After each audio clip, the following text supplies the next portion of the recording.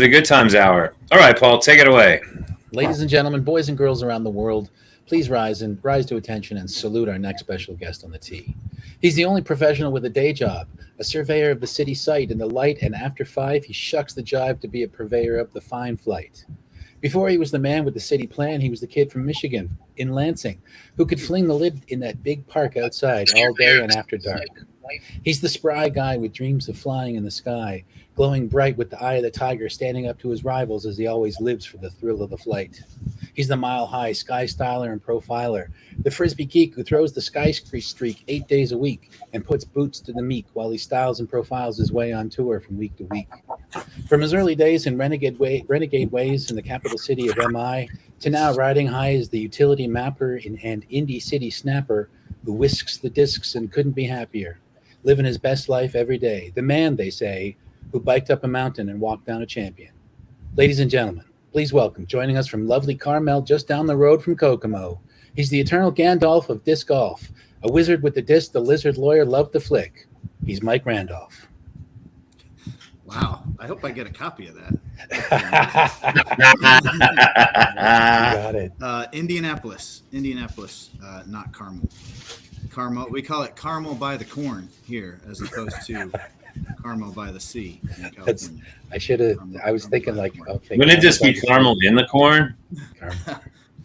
Carmel itself, is quite fancy, pretty nice area. Right on. There's some corn not far away. Don't worry about it. Yeah, right, for sure, in that part of the world. Carmel by the Corn. There's corn everywhere in that part of the world. I like it. The good old Lansing Renegades. I like the throwback there. Nice. Yeah, well, Paul's got a pretty sharp shovel. Yes. He can find those details for sure. With some thanks, Canadian Mike. backgrounds here, just a nice Michigan beer and for the show. Going back Was that Bell's days. Brewery? Yeah. Bell's, and nowadays they call it Oberon, but some people may still remember the earliest days of Bell's when that exact beer was called Solson. Right. Same logo. Like the Solson Open. This logo was on the 2008 World Championship stuff as Oberon, but it was on tournaments back in the 90s. Yeah, the Solson Open, Summer Solstice, and the Solson Open before. I can't remember if it was Molson Canadian. I think it was Sol, the Mexican brewing company, that sued him and made him change the name. So now Oberon. Oh, really? Yep. Interesting. I did not know that. There you go. All right. Well, so we're going to jump right into the framework here. And your PDJ number is 6138. And we always ask this question: What were the circumstances? Was there a particular event that you went to, or were you? Everybody's got a story. Well, if I had gotten it when my friends had gotten their PDJ numbers, I'd have been this number or that number, or I got it for this specific event or for this specific reason. I think the reason, I joined pretty early. I hadn't been playing very long by the time when I joined, so I didn't have that like long history and then a later number, like the way some folks did. But I joined when I was 14 or 15 or something like that, so it's still pretty early. But I joined because I knew that the World Amateur Championships were going to be in Michigan the following year, and someone had suggested I needed to be a member now so that I could accrue the points to get the invite to get in and all that. So I went ahead and joined. A few of us joined similar time frame.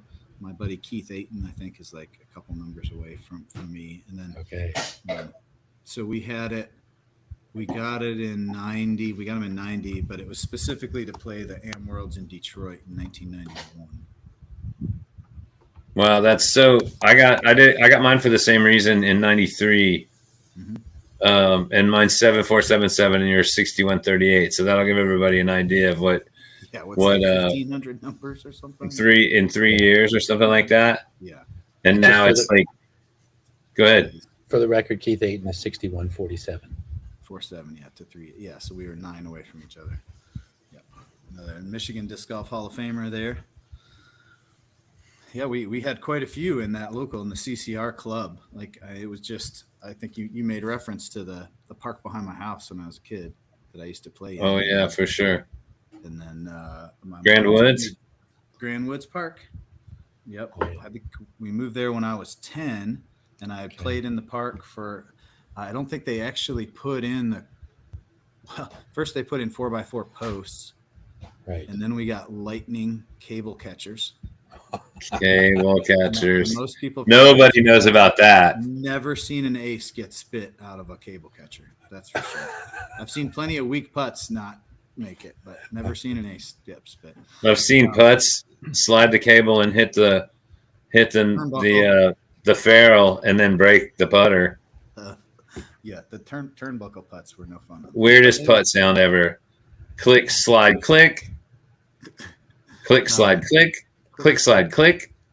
they changed those at one day, but I think I was maybe 13 or something like that when they put in the posts, and my mom took me to whatever Target or came. I guess it was probably Myers Thrifty Acres at the time. And I Yeah. got my big frisbee with the world on it, and threw that out there a little bit. And some of the local guys that I had seen throwing discs, they kind of saw me and waved me over. And a guy named Sal Vickers, who was the originator of the Lansing. His was the ASK Alternative Sports Club. Was the original club in Lansing, and Okay. Sal walked over and gave me a Discovering the World catalog, the catalog sales company out of Southern California. Right, basically fed out of Innovi or close to it or something. I mean, it was the same Yeah. La Mirada, I think. And I went through there and picked out a few discs, put in my order, sent in.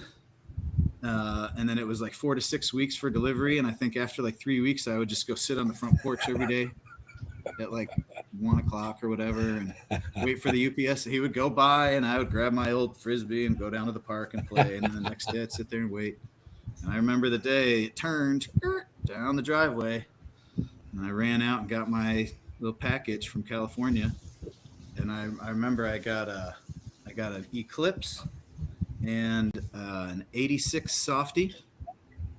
With I think I got the one with Wise Cup on it, the signature model. Oh, nice. And I remember the ad was talking about how you were going to bang those 50 footers with confidence, and I was like, 50 feet? What are you talking about? Like, how you can't putt from 50 feet away? That's crazy, And then got that one, and then I think I didn't know what I was doing. I never ordered catalog in my life, and I calculated the tax and sent in some money for the tax too. But you didn't have to do the taxes if you weren't in that state and all that stuff. So they threw in a sticker. That's what it was. In exchange for my extra tax, and I got the sticker that said, "Frisbee disc changed my life." Came with There's a Nice. self-fulfilling prophecy.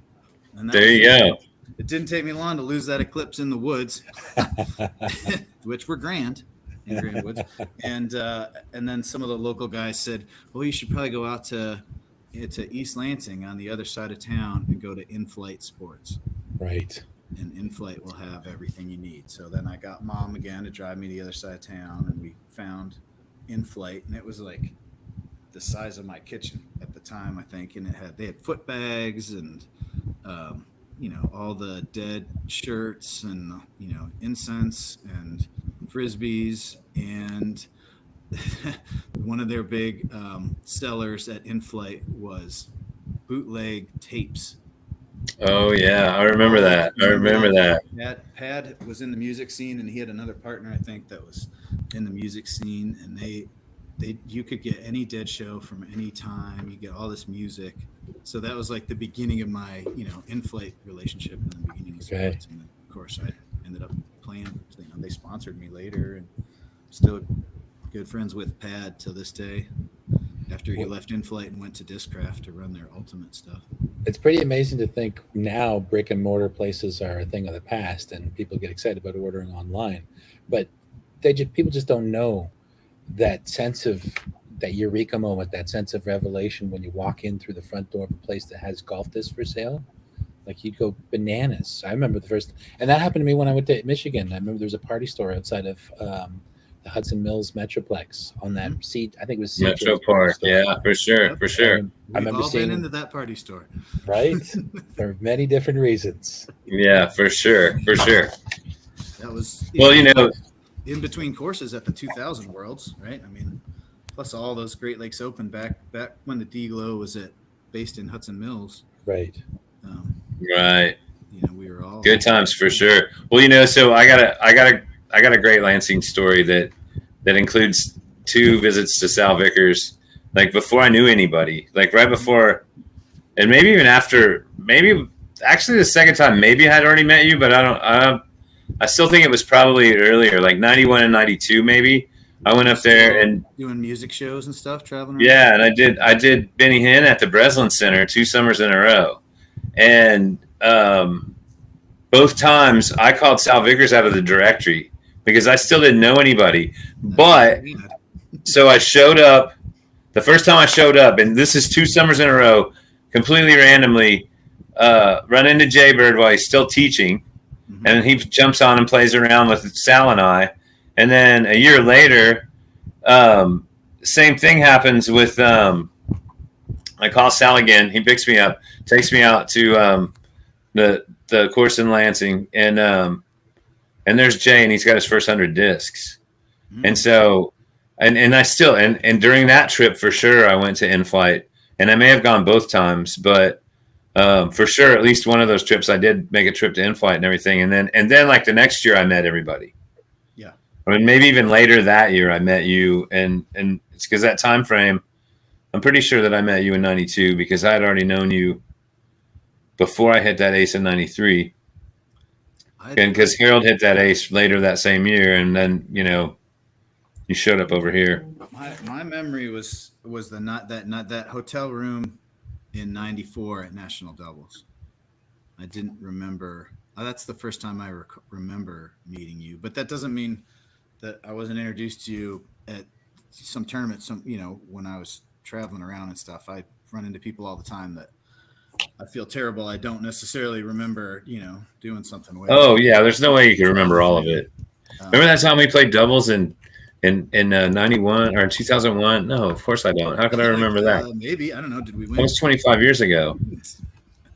Yeah, I remember. All right, so here's a bunch of framework stuff. Okay. Here's a bunch of great informational stats about you. You were the PGA Rookie of the Year in 92. You won national doubles in 95 with Stokely. You were one of one of the first team members of Discraft, and you were longtime co-captain. And was that with Stokely? You were co-captain, or no? They didn't. When he and I joined in 90, like late 94, going into the 95 season, and they didn't officially name captains until I think it was that 03 or something like that, or 02 maybe.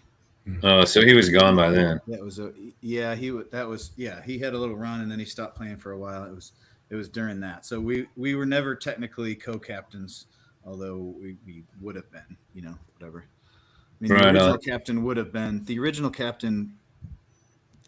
They named Elaine King and Dan Ginley and myself, the three, whatever co-captain. But that all makes sense. Dan was the original Discraft guy that I remember. Slate Paul locally in Ohio. There was some more local folks, but I think Ginley was the first touring national level guy that was throwing Discraft, and then Valencia as well when he was touring around with Ginley, and they still threw rocks and stuff like that, but they were throwing whatever they could. Right. And then in 94, Innova had some issues with their plastic suppliers. I think that their plastic changed drastically in 94, and it was just not very good. Yeah, and some of the molds changed then too. Like both of those things kind of happened at the same time. It was tough. This Ontario Rock and the not sharp edge Viper.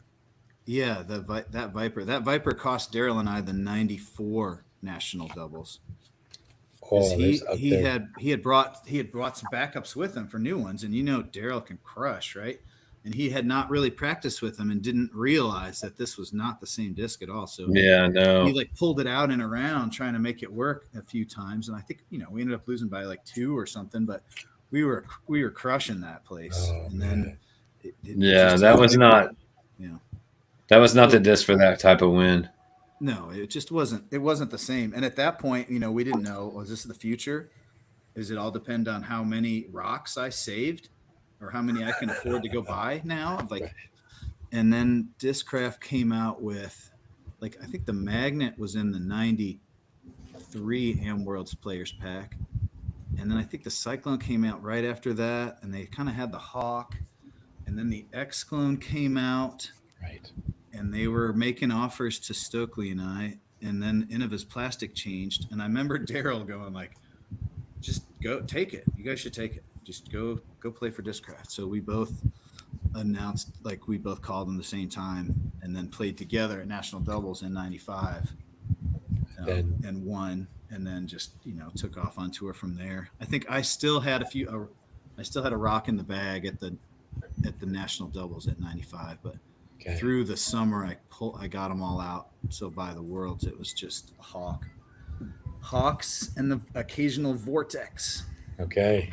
Oh, the occasional Vortex. Well, the way that and this baby, the change that the Cyclone, the Flying Eye, Marauder, nice. The way that the Cyclone changed things, and then this X-Clone too.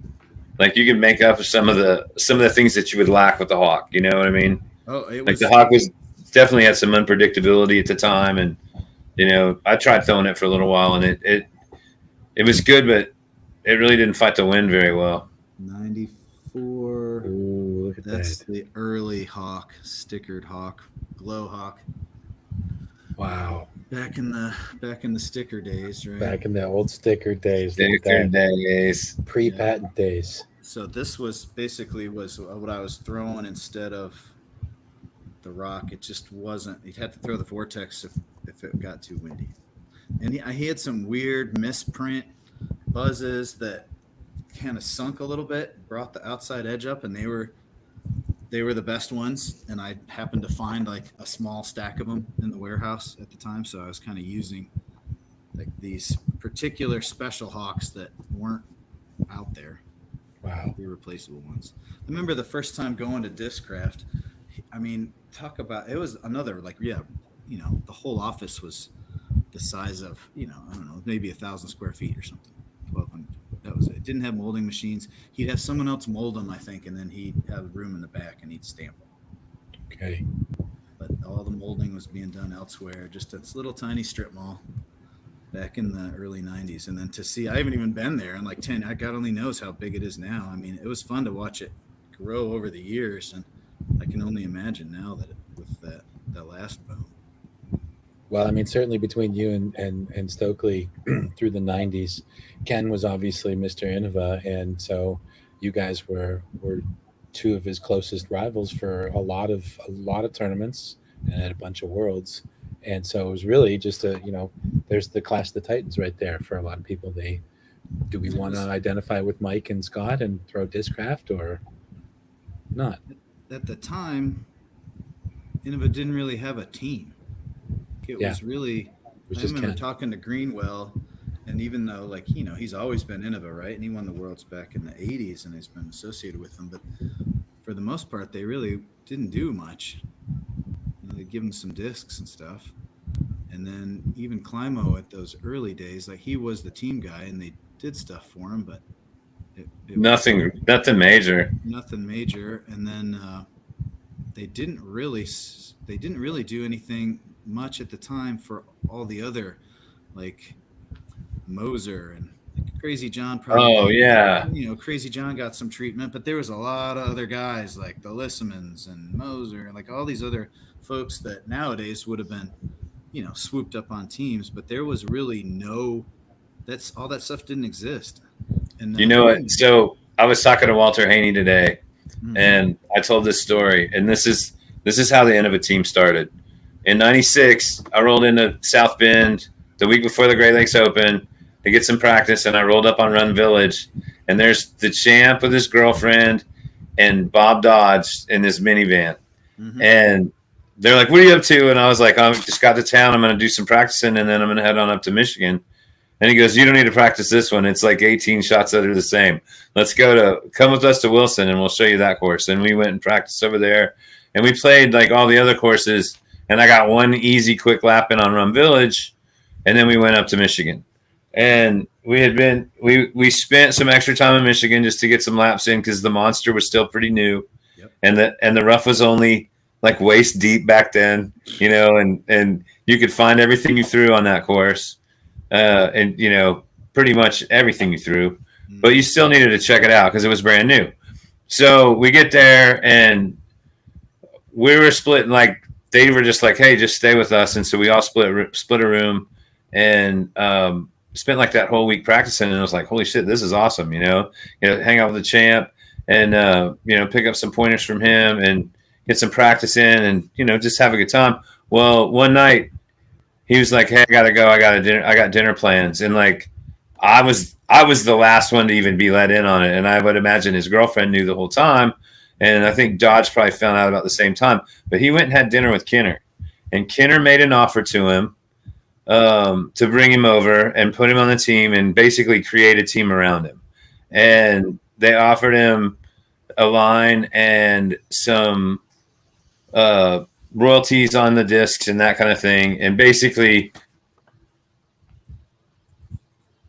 pretty much in a nutshell, what he ended up getting when he went back and he gave the Innova folks an opportunity to counter. But basically, what happened, as I understand it, was the beginning of the Innova team, and subsequently also probably like the roots of the Discraft team too. And they've kind of been developing at a similar pace from there.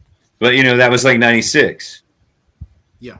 Yeah. So and before then there wasn't teams. There was like 2 people on each team, and that was about it. Well, yeah. I mean, or less. Before Scott and I jumped on, it was really just Ginley and Valencia, and some regional guys. But keep in mind, he was supporting Ginley and Valencia when they traveled around.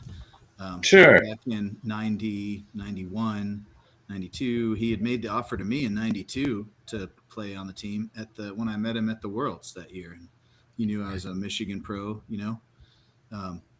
He handed me a disc and said, "Yeah, if you ever want to be sponsored, let me know," because he was big into trying to promote any Frisbee players to get out there and do their stuff. Like that was always a part of it for him. So he was really pushing that giveaway stuff pretty early. And then I think that was obviously he felt that if he was going to Kenny, because he already had Scott and I on the team, and and Elaine King I think was shortly thereafter. Right on. Well, I didn't have some of the details were wrong in my story, but no, I think you're absolutely right, and I didn't really I think I vaguely knew that was going on, but right in that time frame, I remember that '96 D-Glow. Yeah, right there before. That was it was D-Glow, and then in Worlds after that. I remember them. I remember a slightly different attitude from them, for sure. I think at one point they wanted to come talk to me, try and get me, and I was like, "No, I'm good. that's good." But yeah, isn't that interesting? And I think obviously that competition between the two, even though Innova has always dominated the golf side of things, that competition that Jim brought really pushed a lot. I mean, you can't. Well, and I wouldn't necessarily say they've always dominated, because I mean, I know that Paul moved. Paul moved the needle though when he came over there. I mean, you got to admit, he definitely changed the view and the way that the plastic was leaving that warehouse. I mean, it was definitely a change and a difference. You know what I mean? And then when he turned around and won the next year with the whole new bag, I've never played with the guy. I've seen him at some tournaments. He was kind of just coming up and getting good when I was kind of at the end of being competitive. When you were becoming dad. But I've watched him. I've watched him. Yeah, I mean, as we all have, and that was super impressive to me to turn around with a whole new bag and win. And subsequently, you've seen other people be able to do it too. It looks like guys that have jumped back and forth. But I mean, and that was an interesting, like when Prodigy came in, that was another big bump because they started throwing money around. And then I was still like the captain of Discraft at the time when those guys were jumping, right? Like I remember EMAC reaching out and Kale Laviska reached out of the folks that were on the team and just said, hey, just wanted to let you know, like I appreciate everything's Discraft's done for me, but I have this opportunity, and I'm going to take it. But I thought that was pretty cool, professional of them to reach out to me because I was a little bit out of the scene at the time already at that point, but I was still technically, captain, and we'd had a relationship while they were on Team Discraft. So, but that was another big push, and then what's happened the last few years, I can't even keep track of. So we'll see what it levels. Oh yeah, well, it's honestly. The golf team for a long time for Discraft had really kind of slipped off into irrelevancy, and then all of a sudden, hey, we're gonna go get the biggest guy on the market, and we'll bring a few of y'all along too, and they were, keep in mind though that they were always very supportive. I mean, yes, they didn't have dominant male golfer when Nate wasn't winning, right? Kind of when Nate started backing away, but Nate was pretty damn good, and he was supported the women, right? Like they were always big, Elaine and Valerie and Paige, and like they were always pretty strong in supporting the women's game. And I know some of those players jumped around from some manufacturers, but I still think I look at it the same way I look at the origination of the teams back in the 90s. Like he was always trying to support, and it wasn't just the top open person who was going to draw the most necessarily. It was wanting to be across the board, but he crushed it with Ultimate. I mean, what are you gonna do? Oh yeah, pretty sure he's still crushing it with Ultimate. Oh, they are still crushing it, and I mean to this day, right? With the two leagues started a few years ago, Major League Ultimate, and it was the other one, and they used an Innova Pulsar, and the league didn't make it. People didn't like the disc that much.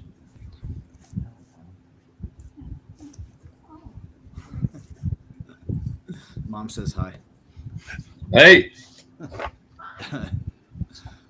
Yep. But it didn't make it, right? There hasn't been, nobody's knocked the Ultra Star off the top of the mountain, and they've tried. Says a true Ultimate player. Here's one of my favorites. You don't see too many of these. This not wiped stamp, but a completely unstamped Ultra Star, dyed by Jaybird with the peace sign. It's a good one. Wow. From the factory at some point. Right on. Yeah, Ultra Star is great, and he sold more of those than. I mean, that's why they call themselves the world leader in disc sports, right? Yeah. Sky Styler, right? There's nobody else making a freestyle disc. And they don't make the guts disc though, and I don't think they ever tried. Got to stick to what you know. So speaking of, hey, so have you ever gone to the guts tournament up in the UP? I have not. No, I heard all about it from Pad. Pad is a right. Guts Hall of Famer. Before he was a golfer, he was a big guts guy. You stay, Sophia. And last time I was in Lansing, actually, before I moved my mom out of there subsequently, so I don't get up as much. But last time I was there, last fall, I went out and played Grand Woods a little. And as I was finishing, there was a bunch of people showing up and setting up a guts course. Nice. Nice. To watch a bunch of people play. I hadn't seen people play guts in, 25, 30 years. So it was fun. Just last fall, I got to see him play back in Grand Woods Park. Right on. Michigan is a guts state for sure. And I was like, yep, still don't want to play. Same thing. But Fort Collins is where I learned the more of the overall stuff because we hadn't talked about that. But when I moved from Michigan to Colorado in 1992, and then that was into Bill Wright and the Right Life country and right there in the middle of it all for sure. Everything, Discathon, DDC, all that good stuff.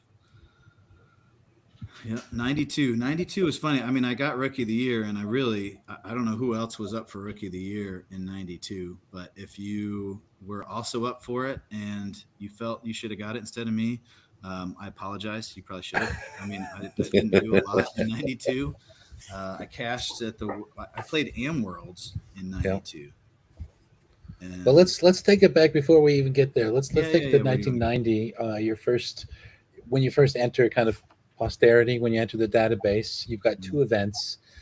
Your first one was the Lansing Am event, which I assume was probably an Michigan Disc Golf Organization run event. Didn't exist yet. Okay, so this is just a small local kind of thing. Lansing's tournament. You play your first ever event. You, who's going to win Rookie of the Year 2 years later, you're playing Am 2 in your first event. You win. Great field. Um, Now, here's a name that you beat. You edge by two, someone who's going to be quite important in your area for the next year or two as an AM, Tom Gloss. He will Yes. win the AM Worlds in 91 there in Detroit.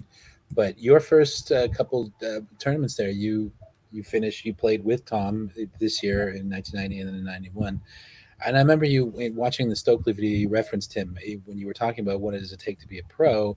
You have a lot of, people who come up in the game pretty quickly. They become really good AMs, and then they just realize either they realize they don't have what it takes, or they kind of drift away on their own. Was Tom in that mold? Was he just a really good AM who never could make the professional jump? I think so. Yeah. I mean, he was a super nice guy. One of the nice, very chill, relaxed, nice kind of hippie kind of guy. Tons of skill, but I don't think it trained. Wasn't the kind of guy that was going to go out and do drills Right. on his own necessarily. And he was pretty competitive, but who's to say if he'd have chose to go be competitive? I'm sure he could have done well, but life wasn't lined it up for him to do that. I don't know if he ever really wanted to and didn't, but he was. I mean, he was unbeatable there. Between him and Gary Laura, There's I another hardly name. won every Yeah. M1. You made that big splash in your first event, and you must have felt like, hey, this was pretty easy. Look at how I did. Like you were The one that was in 16 my at the time. backyard. Yeah, it's in your backyard. You show up and you're like, is this all you got? And then you go to Troy to play your first ever. It's the ninth annual, but it's your first Great Lakes Open, Great Lakes Open. and you finished third. Mhm. Damon Evans finished just above you in second place. There's another long Nice. AM Rest connected in Michigan peace. player. Um, what was it like? How far away was Troy from Lansing? How did you get there? I know that your mom was very permissive growing up, allowing you to be able to go out to these events. She interviewed your friends who were going to drive you there. Is this the case of she had to thoroughly vet the That was drivers? that was the one. Yeah, that was the first kind of big traveling with guys. Yeah, I mean, they had to come down and drive. Meet a few people. She'd met a couple of people over the time, but pretty much I would just walk down into the woods, right, and then be gone all day, and then come back. Hey, mom, I'm back. So she wasn't there. She wasn't driving me to some place and seeing people. So, Right. but she felt like this was a great thing for me. I grew up as an only child with this is what a great activity. So she was pretty supportive. But yeah, yep, people had to come get me in the morning, drive me down there, and that's so a couple of fun things happened there. Like the first round, played right back when it was random draw any division first round. I don't know if Right. they do that anymore. If it's like No.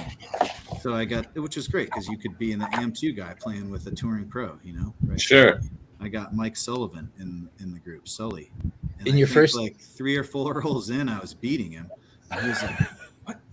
What the?" And then and then it started raining a little bit, and he smoked me for the rest of the round. But Okay. I remember that distinctly. He remembers that too, being like, "Who's this little fat kid here that's beating me?" And then the other thing that was important for me at that event was I met the Jenkins. Mm, Oh, nice. They had driven up in their van from Medina, and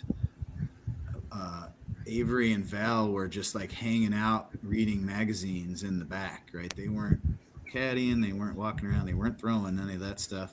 I remember Sharon saying, yeah, we just never forced them onto it. We figured if they wanted to throw, eventually they would, which seemed to work, right? It worked. I vividly remember Val like as a 13-year-old at what was the other course besides Graham Woods? The We one played that where they earlier. had We the played. Lansing. Oh, besides Grand Woods and Lansing. Well, they had the east and the Yeah. west. We they turned the normal course. They added some holes and made that east and then the west. The east was Yeah. Oh like yeah, yeah, yeah. So that's what it was. I remember one year where Val didn't want anything to do with any of us, and then like the next year she was playing, yeah. you know, Well, and like you already did doing not well. talk to anybody? How strange. Well, It's it's pretty fun to think, in terms of. I have two 14-year-old girls, so I'm familiar. So wait, this is a quick side question to you. Having 14-year-olds in your house, are you fully up on what the kids' language is? Do you know all the Skippity Ohio toilet business? No, I've had a couple terms run by me just for the sake of it, like whizzing and dripping and things like that. I don't know.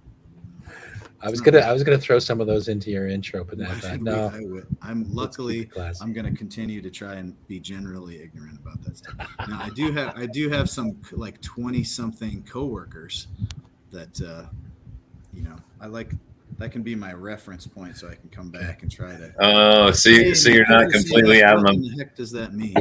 I'm certainly not afraid to go to an outside source anytime. There you go. Perfect. No It's problem. He's a wise. true That's a wise country move, man. Dad.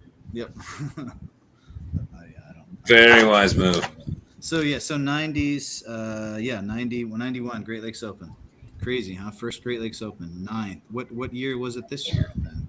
So Yeah, 91, geez. 30, Well, 1990 and 42nd or 30. something. I know it's getting up there. I mean, we had Jim Palmieri on. He was talking. We just passed 50 years with that. We talked to Mark Horn and the Wintertime Opens almost 50 years. It's Yeah, amazing the longstanding nature of all these. I think the Grateful Quickly, Dead. just talk.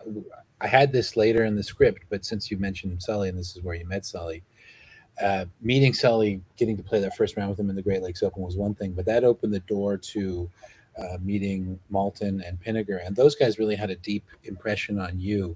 You've been quoted as saying that you learned a lot about professionalism from these guys.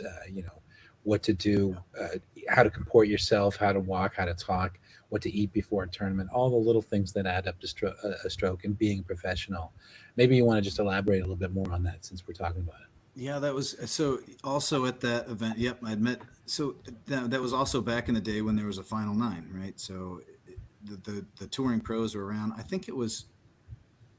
I don't know if it was that year or the next year when the three amigos were in town Right. and Ginley and Valencia. I think that first year I actually met Ginley as well. At the same, I didn't get to play with him like I did with Sully, but I met him running through and. But seeing like the Lissaman brothers coming in, and I think Stokely may have been out the next year on his Miniac tour, and Steve Coleman could bomb it from Pittsburgh, and um, Steve, Valencia, and then Malton and Pinniger coming down from Canada. So you got to see all these guys in the final nine and just like see some of their shot selections, and you're like, oh, okay, see how they prepare their pre-shot stuff. And I wasn't really talking to any of them at that point, but just being able to be around it Sure. and see it. um, You soak it all in. You can't help but yeah. and then take it home and try it on your own later on. And then And like Al Shack was big. Al Shack was one of the local guys we played a lot with, Jim Weeks. I think Al Shack was his brother-in-law and had moved up from Kentucky to the Michigan area and played a lot with us, and kind of that was the first, like, I mean, He's pretty good. there was some good Michigan pros for sure, but Al was yeah, the next level in terms of his form. He had a very pure, smooth form and could yeah. could bomb it. So I, those guys all had pretty early impressions, and Al was pretty level headed. Whatever. I blew up so many times when I was a kid. I'm sure there's a ton of stories out there about we'll, ridiculousness. we'll have to ask Al when we have him on the show Well, about that. others as well. One thing you did kind of touch on, and before we get on to the Capital City Renegades, but just the real importance. People don't understand this now, but back then, the Can-Am series was one of the first tours, and it followed a logical circuit, and people could like get on it and hit a certain number of logically connected events. and there were a lot of top level pros that were playing in that circuit from within the circuit. But then certainly in '91, well, '90 was when Ginley was kind of the evangelical for all the other players in their pockets to come out and join the tour. But then UTEC comes in and turns 1991 into a big party bonanza. So for you living in Michigan, all the biggest names are coming through your hood and coming through your close tournaments. That must have been exciting. It couldn't have been a better place to be. I mean, obviously you don't really appreciate it at the time. It's just like, oh, here's this new sport, right? But looking back, But I thought they were all like that at that time. Oh, this event, we'll go to another event, and there's going to be that many people too. But when I moved at the to time, Colorado, it just wasn't the case. Yeah, when I moved to Colorado, and I kind of realized, oh, yeah, it's a lot different. I mean, like even back then, like the MDGO was just starting to form, but you still had to make decisions about like, okay, am I going to go to Grand Rapids and play this weekend, or am I going to go to Detroit and play, or is Lansing, or like we would roughly try and not step on each other, but there would be multiple tournaments going on in weekends, back in the early 90s, and that just didn't happen all over the place, that's for sure.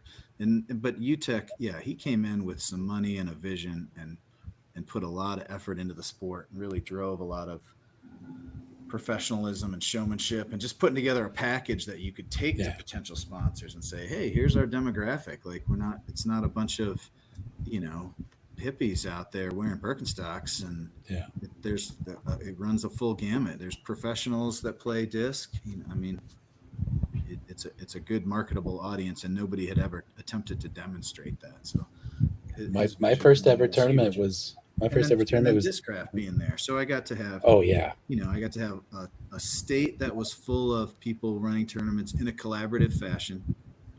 Right. We've all been to places where even within certain cities, there's like different factions and clubs not working together, or within a state, like there's not. But Michigan did a great job early and continued just like always being collaborative. And that made a huge difference. It's that union spirit. Probably. We got to collectively bargain our way through this. That's right. We're going to have a 4-wheel drive when it's over. They had some time to plan it when they hit their quota after 5 hours and sat in the break room for 3 hours. Yes. So yeah, and then the Can-Am series coming in, and UTEC, and then Discraft pumping their stuff in, and it was a great place to be from. And it proves out, right? I mean, I was the '92 Rookie of the Year. Ron Russell, Rookie of the Year, shortly thereafter. Mike Reilly after that. You got Feldberg coming out of there. There's a variety of pros these days that are coming out of Michigan. I haven't met them. I've never even met Andrew Marweed or some of these guys. It was pretty impressive. It was a good time, good place to be from. Definitely. There's a few hot epicenters around the country, right? But I was definitely in one of them. Yeah, you definitely were in one of them, and that's really it's an interesting point too, that folks don't necessarily, if they don't travel, they don't understand that, But that's one of the places where I popped up, and I was just like going, "Holy cow, this scene's super developed." And how do I learn how to throw these kind of shots? I mean, in the Texas style golf compared to even just like the Hudson Mills style golf. Like it was a completely different thing for me. And like I went home and tried to find places like, where can I throw between the legs of a shelter roof or something? Because we just didn't have any shots between the woods back then. Yeah, you didn't. Yeah, didn't. And well, I mean, that's the sport is so geographically driven in terms of what you can do. Courses are, like Emporia. I made other people go play tournaments last fall so that I could get enough points to qualify for Masters Worlds. And then I started thinking about it more and more. I was like, do I really want to go to Emporia in the middle of June and for all of my vacation? And I started looking at the courses we were playing. I was like, looking back, I played the Emporia Glass Blown Open once, and I remember as I left that I probably didn't need to come back to Emporia to play again. It was a great town. Love those people. Love McKay. And now the Bierkuses are there. Great place, but they're just limited, right? Just like all of the Great Plains. Yeah, well, and that's one thing that's different about. Far to the right do I throw this spike hyzer so that the wind will push it in and hopefully it'll stay by the basket. Well, and going with that, I think that I mean, you gotta salute them for the effort, but unfortunately, there's not enough geography there to make anything but the same course several different times. Yeah. I mean, it's a struggle. It's a tough one out there for sure. McCabe's a great designer, and they got great. I mean, there's just only so much you can do On the prairie. Yeah, right. You can do it, but it takes a lot. And I think some of the country club seems like a great course. Anyway, it's just there. It's interesting, right? How different the sport is geographically. Very, very good point. Very valid point. Well, you certainly learned that in Colorado, right? Going on mountains. Right. All right, so 90. Okay, so we're back in the 90s. Well, let's just jump to 91 there, where you go from M2 to M1. I don't even really remember making that change. You play your first year, okay, but I just want to point out one thing before we get to the Worlds. It's that Great Lakes Open, which is now the 10th annual.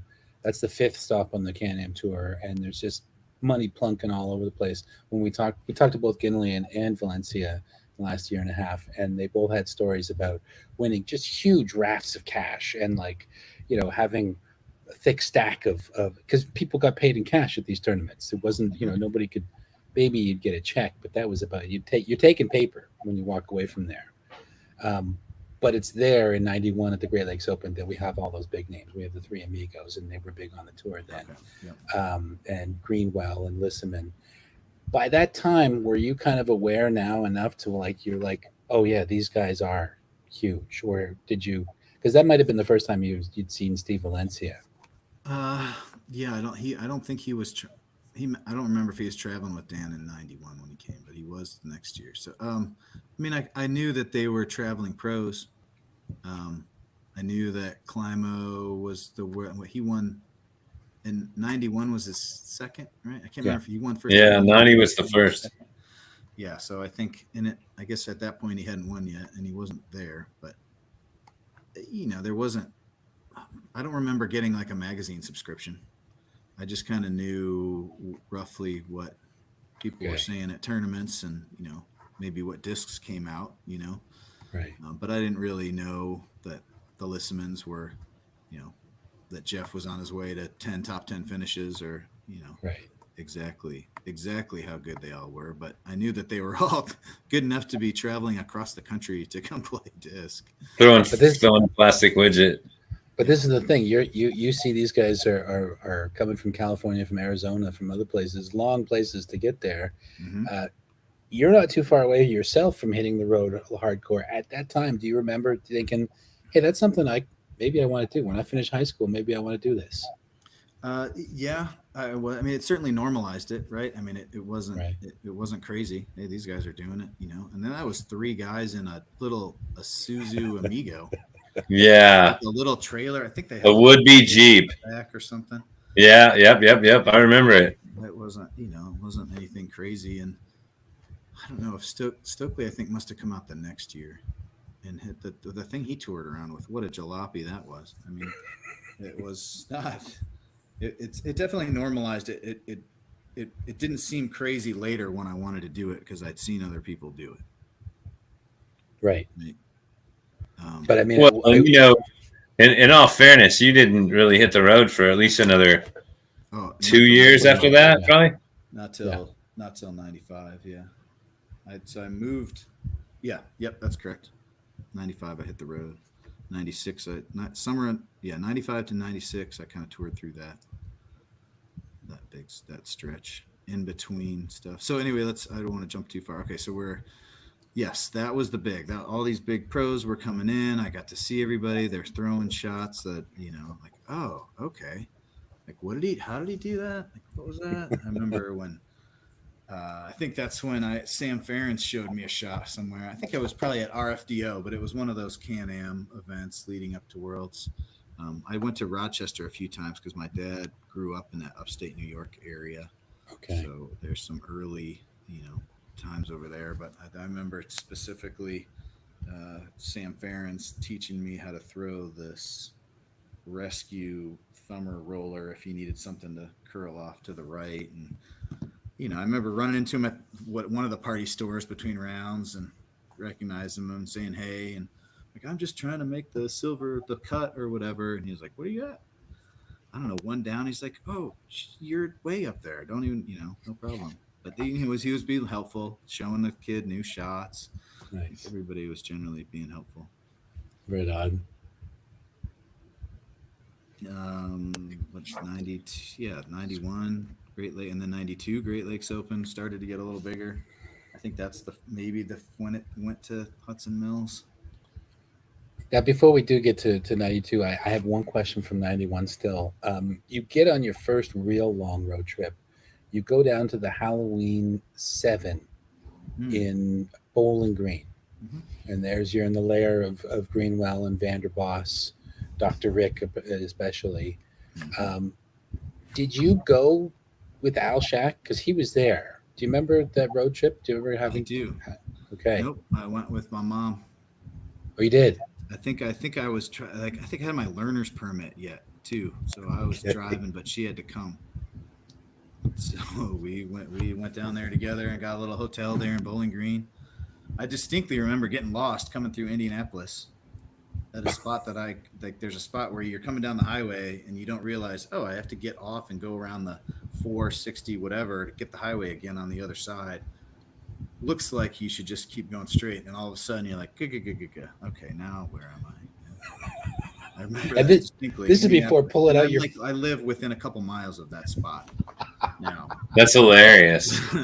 But so yeah, I went down to Bowling Green with mom. I didn't even have my license yet. Still learning permit at Okay. that point, and Well, it didn't slow you down. You won Am yeah, I one. took that. And I remember specifically, I got a little, confidence boost when I was going. They announced and walking up, and um, Greenwell was, in the audience, and he shouted, he gave me a shout out or whatever when I was walking up, like, "Watch this kid, he's going to be good," or something like, I heard something like that. So the world champ is like giving me props coming up. I think he remembers that too. I talk to him now and then.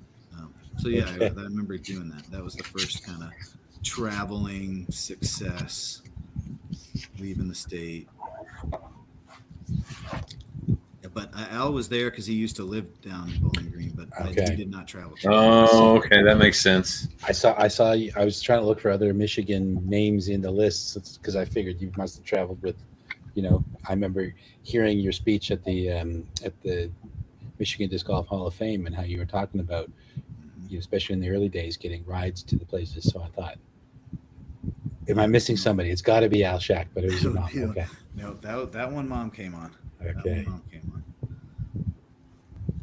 91. That's pretty cool. That I never really thought about that. I mean, I've known you for quite a while, but I didn't know you back in those days. But I've heard people tell the story, including Jaybird, that you used to just hang out on the porch and wait for people to show up in the parking lot over there, and It like was, they couldn't even get their car parked, and you'd be like over there pull going, up. Hey guys, want to "Yep, play? hey, ready? You ready? Yeah, Yeah, I'm ready for a round. Let's go." if the leaves weren't in, so if it was like spring before the leaves were in, or fall after they were down, or through the winter, I could see the parking lot from the kitchen window. So I would just kind of look and see. Do. I recognize that car, and someone show up and like, oh, Greg's here, or whatever. I mean, I Yeah. used to see random like Jay Bird, right? There's Michigan Hall of Famer. Keith would show up, another Hall of Famer. Um, Pat Timmons would come out and play every once in a while. I remember playing with him, the Hall of Famer. I mean, it was pretty amazing that all of that concentrate right there in the park behind my house, Yeah. and then it was just off from there. Yep. Just get lucky, live by the right park as a only child. Yeah, I mean, yeah, what a great. You'll love to see programs like Edge that the Reddings put together, and so many, of these great programs just to get kids out playing. One of the Michigan guys, Brian Hayes, I didn't really know him back in the day, but I've talked to him more now. He's a Hall of Famer, but he's always run um, going into schools and putting on disc shows. The Flying Aces was their group, and I mean he's been doing it since the '80s, right? Right. Like God only knows how many people he's gotten into the game. I mean, I was a great player. I don't, and I've supported local clubs here and there, but I can't say that I've like driven a bunch of people into the sport. Like I constantly am telling people about it, but I don't have any kind of legacy like some of these guys that have been running Sure. tournaments and running clubs for 30 or 40 years and have been running programs and things like But by the actually. same token, we're gonna get to your most epic final line ever in 1995, and making that front page or making the cover of the Disc Golf World News. There were a lot of people who got memberships and got that magazine at that time. There it is, right there. Who would Who's that never? kid? Well, yeah, Who's and I that mean, very, very sweaty kid? I remember I, for You me look pretty speaking, young, I have to say. we're up in Canada. We get a lot of snow through the winter, and I remember just curling up, and because that was the winter issue, I believe, and I just remember spending long days, long evenings in the snow. I can't go outside; it sucks to be out there. So let's read about disc golf, and Mhm. savoring over every word, and especially seeing a young guy coming up and just putting on the turbo blasters. And you inspired a lot of people from that. So you may not consciously have driven a lot of people to the game, but I think you've inspired a lot of people because you're such a great role model. Oh well, I appreciate that. Appreciate that. I always, I It mean, was I the did fall know of '95. All of falling that, yeah, 95. right after that. It was interesting. Like in those years when Felberg and Jenkins went to Oregon, right, and they went out to college out west. I kind of it ran a little deja vu from me, like starting to play in Michigan, getting good, and then going to Colorado, which effectively it was a life move, but I also was to go to college. Went to school out there, out west, and away from the scene. And then those guys did that when they went out to what they went to Oregon. Corval. I can't remember. I think they went to Corvallis. No, that's probably the other one. Of course, I'll get it wrong now. It was either Eugene. I think they went to Eugene. They did go to Eugene. Yeah, that's right, Eugene. Yeah, Eugene. The Eugene celebration. There you go. One tournament I've ever played in Oregon. Well, there's a lot of cool stuff in Oregon. I got my fill of it last summer. It was really nice driving through there from the That east to was. the west. I think I mentioned I was just out. I was out there 5 years ago for the Bevel grand opening, and then I just went back out again for the 5 year. Met up Nice. with a bunch of guys that came out for that. We kind of made a pact to come back out for the 5 years. So it's Ah, just, I mean, it's so much fun. It's so nice out there. I miss the It right. is a mountains. really nice town, without a doubt. I went In skiing there Oregon's so last weird year. driving between like Bend and Portland, right? It's that two different eco climes completely drive out of the high desert flat or high desert dry, and then at 40 minutes later you're up and over and you're down into that sort of 90-mile band of mountainous rainforest that Rainforest. Yeah. comes in off the Pacific. So when you're going from Bend back to Portland and you get up and over and come down, you're like, holy, it's a completely different world. I love that. You don't get that in Indiana. We have Yeah, no, flat and then we have a little hilly. there's a little bit of corn there too. It's a little bit of corn. Not a whole lot, We but won't talk about Texas. yeah, you can if you want to. It's not going to hurt my feelings. I don't know how many times I have repeated your description of the Dallas Fort Worth area. Oh, here we go. Let's hear it because there's been a couple. There's my favorite is when you refer to Dallas Fort Worth as the epicenter of ignorance. Oh, it's definitely there's a lot of smart people here, don't get me wrong, but there's also a bunch of people that counterweight all those smart people. Yeah, yeah. A whole lot of it. Good old A whole Dallas. lot of it. There's some smart stuff going on here, but there's also some stuff that's really hard to explain and some head scratching moments. But I think that comes with living around 8.5 million people too. Yes. You're It's nuts. constantly there's an average of increase of around 147,000 people a year here. And I mean, in my mind, when you start getting farther south into those areas that don't really have seasons and people are congregating there and being outside, like not yes, you got to deal with the heat in the summer, but you're not putting your body and your mind through these sort of conditions throughout the just sort of it breeds maybe not the most efficient, well-rounded human. I think with unless you counteract that, like you can not that you're like destined to you, but you have to actively do stuff. I don't know. That's just my theory. Well, I think that there's something to the whole idea too that it's not. It's a lot of times you got to spend times indoors, just because it's just not fun to be outside, and that's not good for you. I distinctly remember. I mean, I had experience in Texas. It was mildly within range. I mean, you're in Colorado. There's nothing close, right? I mean, it's 9 hours to There's the nothing casino. close to here. 9 hours. The same kind of thing. It's like 8 to Salt Lake City. 8 or 9 to Santa Fe or whatever. Albuquerque. 11 or 12 to here. Yeah, we drive 12 hours to come down and play. Oh God, what was the term? National doubles. Carrollton Pro-Am.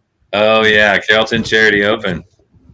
Carrollton, yeah, national doubles back in the day. Carrollton, I think that might be the only tournaments I've played. Norman Pro-Am. Well, that wasn't. That's 3 hours shorter, but it's still the same long drive. Same thing, yeah. And then of course Port Arthur. Oh yeah. Good old Port Arthur. Everybody wants to go back to the eastern Texas coast. You could literally wipe the oil sheen off of your body at the end of that. Oh my God, that was brutal. I don't know if I still have the video. I got somebody to put it on DVD for me too. I haven't ever uploaded it or figured out where to upload it to put it on YouTube, but the 95 Worlds video is still out there. Oh, cool. And I was so sweaty. And that picture that you show up on the cover, I mean, it was back, like, that's a full cotton polo, Yeah. right? Oh yeah, look at that. I'm not even. I didn't even notice the two-tone water. Oh yeah. Look at all that. There's Look at that. We believe it. That's not dark. That's not light. That's water. Well, and like I was sponsored guy, so I had to wear a collared shirt. I think they were still. I think Jimmy Olsen. Maybe it was the previous year when he set the barefoot world record, right? I mean, he played the worlds in like shirtless and barefoot or something. There wasn't exactly a dress code. But I was a sponsored guy, so I remember I had my in-flight shirt I wore, and I had a couple different Discraft shirts that I wore, and I had a Right Life shirt that I wore.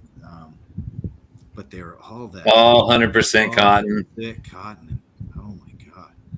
And I'm real nice shirts I for start sweating walking up one flight of stairs. So it was brutal.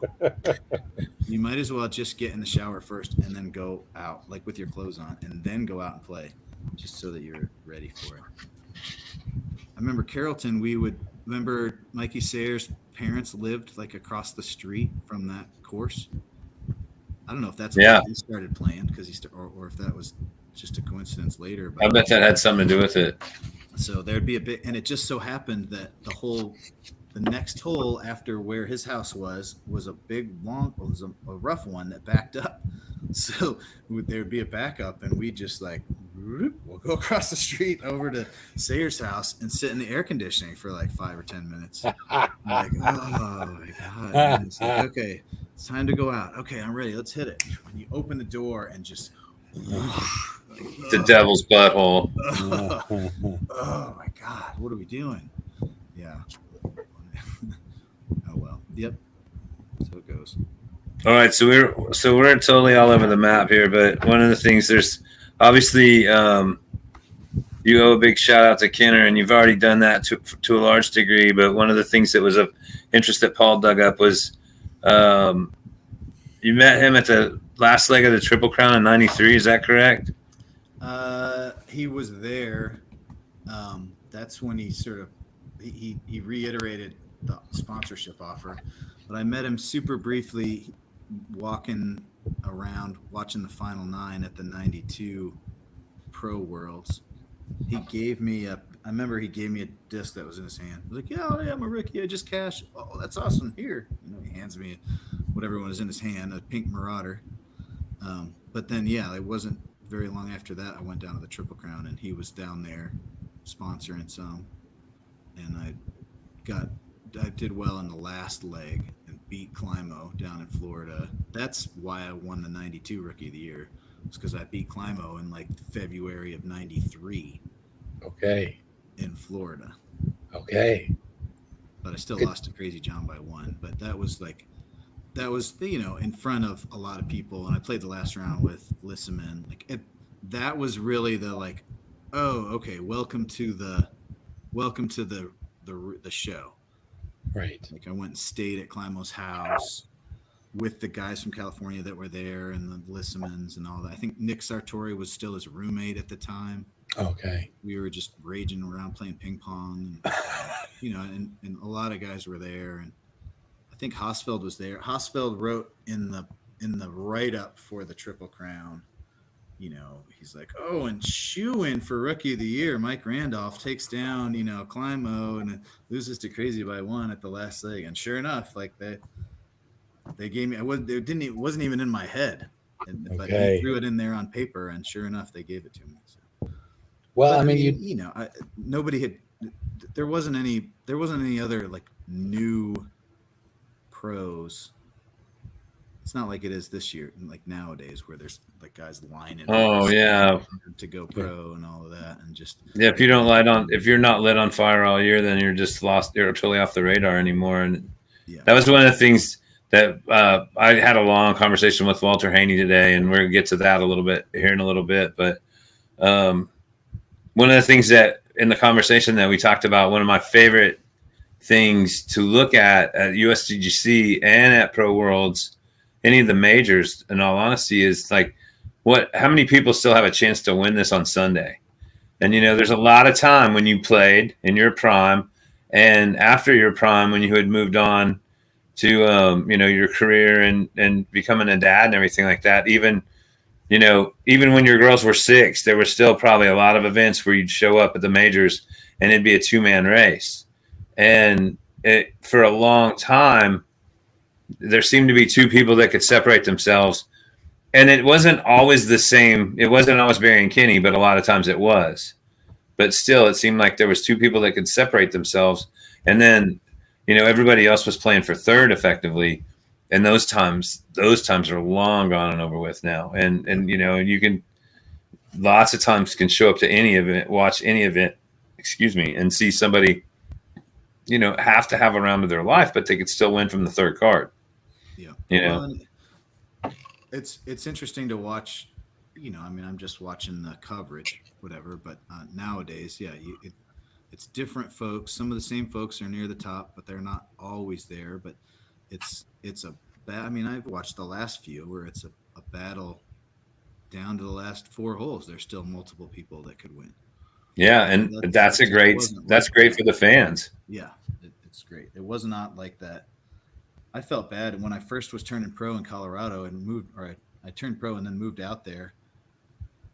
And then Stokely moved to Fort Collins, and then Daryl Nodlin was in Fort Collins, and I was there, and like TJ Lawrence was still there. And then there was no new pros. So like people would try to, be a new pro and you'd have to beat one of the top 10 golfers, top 20 golfers. Like there'd be 5 guys that were probably in the top, 30, 50 golfers in the world. And you'd have to beat all of them just to get last cash or what, or hope for those guys to go on tour. At least 2 of them or something. So then finally it started growing, and enough people came in that they sort of created caching spots for themselves below that first tier. But when I was in Michigan, I stayed AM I played AM for like 2.5 years. Yeah. But that's where the tournaments were. You'd go to these tournaments and there'd be like 1 pro, maybe 2 pros, and like 18 good AMs. You're like, okay, well, I'm not gonna. What good is it gonna do me to go pro? Right. Well, and you came up around like right ahead of a whole huge crop of AMs, like talking about Gary Laura and Drew Bray and God, there's just so many different guys from your part of the state that eventually became like super hard to beat pros, but for a while, like Gary Laura was an am forever. He never played. I think he went from AM to AM master. I think And that's then Pro Master. well, yeah. I don't remember if he never played open that as far as I know. On purpose. Like at some point, he just decided that's what was going to happen. But anyway, yeah. So we're in '93, and you've moved to Colorado. Your uncle was living there, and you end up moving and moving in with your uncle basically. But you're living on a trailer in front of his property, behind his property, or on his property. On the Keith property. Yeah. Keith tells the story about showing up, being invited to your place, and arriving with these rather kind of directions straight out of the early I probably should have directory. vetted his story a little bit better. Before I asked him to announce to be the one. Usually Mark Ellis does them for Michigan Hall of Fame, but I wanted Right. to ask Keith because I knew him. I knew him the longest and the closest, and he was already in. So I wanted to give him the chance to do it. But we probably should have discussed a little bit more about. No, What it he was a going to great talk story about. I though. was like, oh great, yeah. But yeah, But so that, moved to Colorado, and then the Am Worlds came. So then everybody rolled in. Got to and now see you're Steve moving Rigo. there. You get to experience high altitude golf for the first time, and you're in one of the coolest places in one of the cooler states in the Midwest, if not the entire West. Fort Collins. Oh, Mhm. Fort Collins and Bill Wright, the amount of cool that he's brought to Fort Collins, and the amount of cool that Fort Collins has brought to the map of Colorado. Just talk about what your early impressions were beyond the golf side. Here you are, you're 18-year-old, and you're living in the Mile High State. How did that feel? I mean, let's see, mountains, learn to snowboard. I mean, all of it, right? New Learned it Belgium all. Loved Brewery. it. And I think right off the bat, I didn't go immediately into school. I went and got a construction labor job. I think I had taken construction trades as a senior in high school. Okay. Senior year, I took construction trades, physics, and AP calculus, and then became a civil engineer. Not that crazy, right? It seems logical. But I went out there and I was just doing construction. I think I moved into that cabin in the woods, and I mean, I was a little fat high school kid. I moved out there. I was like 230, and by the time I got through the winter to the spring, I was 180 because it was like Wow. bologna sandwiches and like if you didn't wake up at like 3 or 4 in the morning and stoke the fire up, then you were going to wake up at 5 and it was going to be ice cold and there was no way you were going to heat things back up again before the sun came up. So like you had to either get up at 3 and restock it or just like pull the down sleeping bag over your head and just huddle up because it was going to get cold before it was time to get up. So and then started golfing that next year. But I loved being in Fort Collins. Also, keep in mind when I got there, it was like the early days of New Belgium Right. and Fat Tire, right? And Odell's Sunshine Wheat. Smiths. It was a beer capital. It wasn't Portland had more, but there was a ton there in Fort Collins. There was like 5 or 6 microbrews in that little town, and there was back in Michigan we had Bell's, Right. and that was like the entire Midwest was basically Bell's, right? And like Texas, you guys had like Shinerbach, I think was like the cool thing we could get from down there. Yeah. Didn't have there just wasn't like that, and then there was all the beer was there. So I mean, I was only 18 when I moved there, Right. but so So I like you literally didn't know what a sip of beer grew up was until at drinking least you were around 19. all of that. Yeah, Well, it the was move just a to great scene. Fort Collins, and I rode my bike all over the place there. that's so sweet, honestly. It's a fun But town.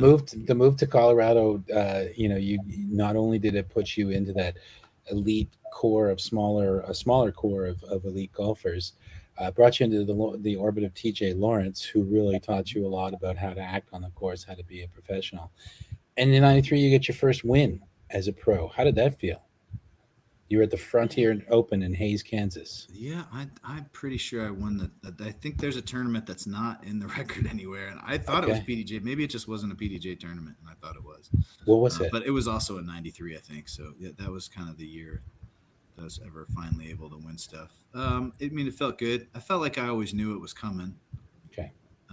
So it wasn't necessarily, I didn't have a history of winning open. I mean, keep in mind, I would get beat by Tom Gloss and Gary Lohr all the time back home. And even though I went out to Florida and did great in the Triple Crown, I still didn't win the tournament. I got beat by Crazy John or whatever. Right. And I think I missed the final 9 by 1 stroke. They took like the top 4 overall for that week. And Classic missed by 1 to Gangloff and all those guys. Um, I didn't. I kind of knew that I was going to eventually win some tournaments. It did feel good. There were several that I probably should have won. I should have won the 92 Grandma Miller's turn. No, 93 Grandma Miller's. I had a 3-stroke lead, 3-stroke lead with 3 to play or something, and I hung in a tree. And then I hung in 2 trees and got spit out of the absolute bottom of the deep Mach 3 Oh boy. all the way back, and then lost in the playoff. I Oh. was like, oh my God, what the heck? But would you attribute some of that? I mean, obviously, what you're talking about is a little bit of bad luck, but a lot of times people have to learn how to win. Yeah, the mental side, because you got all the tools. You can throw it 500 feet by this time, and you can putt well. Yeah, but you gotta be able to. But just put it all together. Did your ultimate experience help with the mental side for you? I wouldn't say that. I right around that same time frame, I had just started. I think 93 is the first time I ever played Ultimate. So I was just starting to play. I'd never played back in Michigan, but Fort Collins is has all the disc sports, so they had a big Ultimate scene, and I joined a second level club in town, the Rocky Mountain Village Idiots, and joined. I made the mistake of joining the UPA though. Somebody told me I should to play a tournament. And I did, and I ended up screwing myself out of some college eligibility because of it. Because you only had really 5, you had to play all of your college years within that the first 5 years of joining the UP. There was something like that. So by the time I got to my senior year at CSU, I was technically not eligible because I had signed up. Back when I was in JUCO. Okay. Before going on golf tour. So I started playing in 93 and I played some more in 94. Not super competitive, but around town. I knew there were some very competitive players in town that I would practice with sometimes, but I was not on their level playing Ultimate at that point. But it definitely helped continuing to master the flight of the disc. Yeah. And then it helped me to be in better shape. Obviously I don't have a ton of impressive wins across the country. I traveled a lot. I didn't rack up a whole bunch of big wins along that, but I was very consistent at the Worlds. Like the longer and harder everything was, the more I was more likely to be better in the end. And part of that was just training at elevation and playing Ultimate all the time and being on my bike all the time. I think that 95 year before I left on tour, before I bought that car for $500, I didn't have a car. I biked everywhere. Okay. Rollerblade at lunch. 15 to 20 miles a day on a bicycle and borrow cars sometimes, but I was in good shape and confident with the disc in my hand. Well, that's as good a place as any to transition into your really big year, 95. Just as a quick note, if anybody does have access to either the magazine or online, Flying Disc Museum's got them all digitized. The name of your car that you bought, I can't remember what type. It was a 1979 car. I can't remember. Chrysler Newport. Now, Rick Rostreen inadvertently or mistakenly named it Bertha. However, that wasn't the real name that you had given it, was it? No, it was Maxine. Maxine. Mad Max. Maxine sounds a lot more. And so actually, what was the movie with Christine, the car, the crazy car? Yeah, Christine. It was a little bit of a play off of that. And then nice. It had a little bit of that Mad Max feel to it when I had the roof rack on there and my bike on there. Oh, there's Tracy Nations. there's a picture of people signing your car. I signed your car at the Great Lakes Open in '95 that I wish year. I had a better set. I wish I had a complete set of pictures of that. Hey, Right. so I actually talked to Jerry Gotcher last night, and he goes, "Oh, I wish I had known. I have a ton of photos that are from the Randolph era." And he goes, "And I got a bunch of photos of the car. So since you and I talked on Sunday, I found some stuff for you." So Right. Gotcher's got a bunch of it, but it's at home, and he actually just showed up here yesterday. Nice. Not here at my house, but here in the area, and he's got some photos for you. So Awesome. I haven't seen. yeah, Those so in a while. that all you had to do is ask somebody, and that stuff I comes figured through. they're out there. There's got to be some other folks out there that were. I mean, it was worth taking a picture of. Yeah. That's for sure. Without a doubt. Apparently, according to the notes, you had over 500 signatures, and for those who were paying attention, a John Notenboom hand-drawn mushroom basket on the roof, which would have been worth posterizing right there for sure. Yeah, I'm bummed that I wasn't able to save that car at the time. But yeah, I mean, there was like 20 world champs from like several different countries and all kinds of stuff on there. It was great. Just Yeah, remember the time when I locked the trunk and you had to climb in through the back seat to get the keys? I may have. I would just leave the keys in the trunk after that. I remember I think one time someone like pulled up behind me at a light and they were all excited, got out and ran, pulled the keys out of the trunk and ran up and handed them to me through the window. Oh, you left your keys in the trunk. I was like, oh, okay, thanks. And then like, as soon as I stopped, I went and put the key back in the trunk so that like never lock the trunk again. Thank you. Appreciate that. I just did that on purpose. But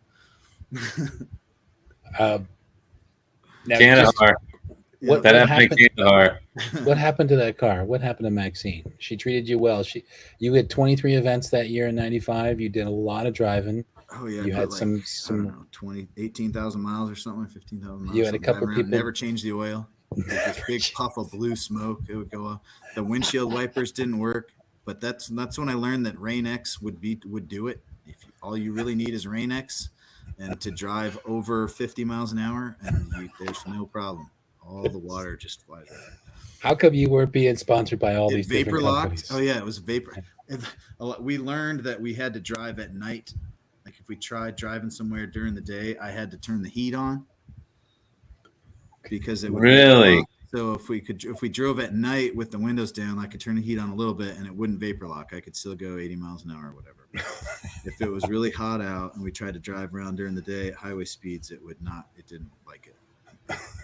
Yeah, see, this is a perfect story to tell. Like folks don't understand this at all. Like that green van I rolled that thing one whole year without an overdrive in the tranny because it just went out and I didn't have the money to fix it. But it still rolled. I still drove it from here to Toronto and all points in between. But I bought that car for $500 different times off my uncle, who had gotten it traded somebody for some work that he did. He was famous for doing work for somebody, and if they didn't have enough to pay him, he'd like go rooting around in the back. What you got in the barn back there? Like, oh, what's over here? Or like, hey, you want to do my taxes for a year? Or like, whatever. He'd barter whatever. Nice. Some car he got from somebody, and then I bought it off him for $500. Oh, that's wicked. Went on the road, no problem. So you open up the year in '95, your great year of '95, with a pretty big win, eh, Mace? Yeah, let me catch up. Oh well, so with Stokely, we talked about that, right? Yeah, we did touch on it. We don't have to. Oh yeah. From doubles. Yeah, definitely. Well, and that was always a big event around here, it runs in my mind that's how we met too. Was at doubles. 94. But it was. Yeah, see, and I think it had to have been earlier than that because I remember running into you during '93, during the Carrollton year, '94 during year. No, maybe it was '94. '94 was the first time. It was shortly after I'd hit that big ace. Was definitely a time when you guys were around. But well, obviously Stokely had a hell of a run in Round Rock, and you were a part of that. And right before that, you just missed beating everybody, but with Daryl. And I mean, like a lot of people don't know Daryl. It was always funny when he'd finally show up again at USDGC, and there would be another person that had a chance to join that 2-man leader group, and nobody really gave him a lot of credit. But man, every time he showed up, it was like when like Clint McClellan showing up, and you're like, oh, what? Clint's here? Okay, well, you better just take another place out of third of the top 3 because you know he's going to be occupying one of those spots. But then, you know, the next year you come in with Stokely, and that had been a really good time, you know, playing with somebody who could really put you in spots on holes and on the course that you probably hadn't been in before because of his distance. Yeah, I mean, Daryl had the distance. He didn't have the sidearm. Yeah, I mean, Stokely's just whatever. I saw one of those long, ridiculous holes at Round Rock where you just like throw it as far as you can and hope you don't land in this hillock of grass randomly that's out there. Like, there's no way to actually pick a spot you're going to throw it that isn't in one of those things. So, I remember throwing out there far for me, but it was in the edge of those. So Stokely had to like get down on one straddle. I think he straddled from one knee and parks the 420-foot approach shot with the X-Clone into a slight, headwind. He puts it like 30 out. And then I'm going up there, and it's a pretty good wind coming, and I see him over there. He's thinking I should just lay it up. Like, oh, he sees that I'm going to run it. And he's like, oh, I don't know. And I smoked it right in the middle, of course. But it was fun to play with. But Daryl was good too. Like, those were 2 good partners to have, right? They both could throw over 500 feet. And then I had the technical stuff. So it was a good partnership. But well, obviously, I watched him the previous year with Hammock win, right? When he threw the 500-foot uphill roller or whatever past the basket. I think he won 94 with 94 with Valencia, didn't he? I think he won 96 with Hammock, didn't he? You probably could be, yeah. But I mean, there's a great feat there. He goes to the same tournament 3 years in a row with 3 different partners and wins each time. So obviously the one he's the yes. I mean, I was happy to be on the team, but I would have felt a lot better if Daryl and I had beat him the previous year. Yeah, no, you're right. When he threw the 500-foot uphill roller, that was with Valencia, not with him. That's right. Oh, that was the playoff win over Climo and Greenwell. Now, speaking of Daryl, one of the things that comes up is you and Daryl. One of your favorite memories was the bring your own doubles partners, and especially at Kansas City Wide Open, you bring Daryl 2 years in a row, and you guys just kind of come out of nowhere and hi Sophia, and you guys smoke the KC random doubles or bring your own doubles. That was big, right? Because it was bring your own, so it was all, and it was at that point the Wide Open was the biggest. I mean, it was probably the second biggest tournament of the year compared to Worlds in that stretch in the 90s. In terms of a field size, like 90 people every year. As big at that point as it got to be, and then during none of like that one, just central location and history. Yeah, it drew the most people, so that was probably the bigger tournament. So it was all the top people with making your own teams, pick your partner, and then that was fun. I think we would just be kind of like right in the vicinity at best shot, but then we'd get into alternate shot, and we would smoke people. That's where you guys put on the jets, eh? You had synchronicity going on. Yep, the Wyoming Street Bar and Grill doubles, I think it was. It was a sponsor back in the day. Oh, was it not Twin City Tavern or something like that? It probably moved to that. That was probably the next. Yep, I remember that Wyoming Street Bar and Grill. I have random memories, but those were big. Those KC Wide Open. Just to put it in perspective, 94 there were 77 people in MPO. You came third. 95 there's 87 people in MPO, and you come seventh. And it's all the big names in the world. So it's kind of like a little mini warm up to the Worlds as it is. Yep. The centrality of it was one thing. There's a special magic in the air with Kansas, and great history. And Rick's there with Disc Golf World News, which was the main publication through a lot of that, and just what a great history. I think those early days I don't think I really knew Hal Baby. We weren't staying at Hotel Hal Baby back Okay. at that point. That was a little bit later in the 90s when we'd stay there. But just that long history. In Colorado, folks had a long history of going out there, the Klingon Smiths and Well, TJ. and it's again, like you mentioned, that's such a central spot. I mean, it's also like Bowling Green. You can get to Bowling Green.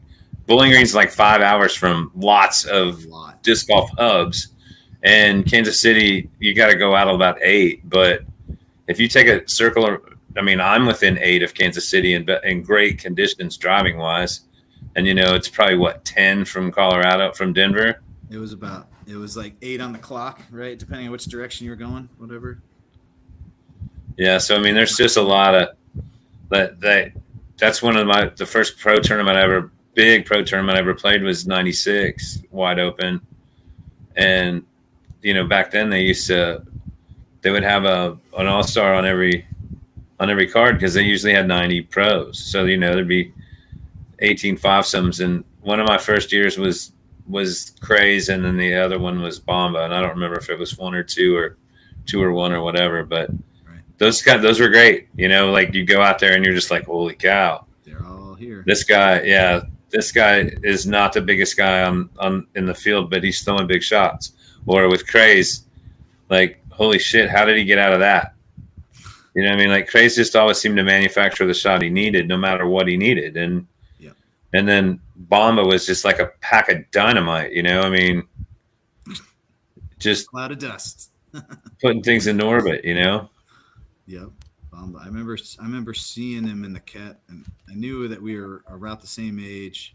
Like he and I were similar age, and then Mikey Sayer and I were a pretty similar age. And Right. those were like the other guys that I'd seen around the country that were kind of making a splash. And then Rivers came a little bit after that. He was a little bit younger, but not much. But like, when you're kind of thinking about like other kids that were good, and Rico, I watched Rico play in the '93 M Worlds. You'd watch everybody and you'd see him, and you're like, that's the one.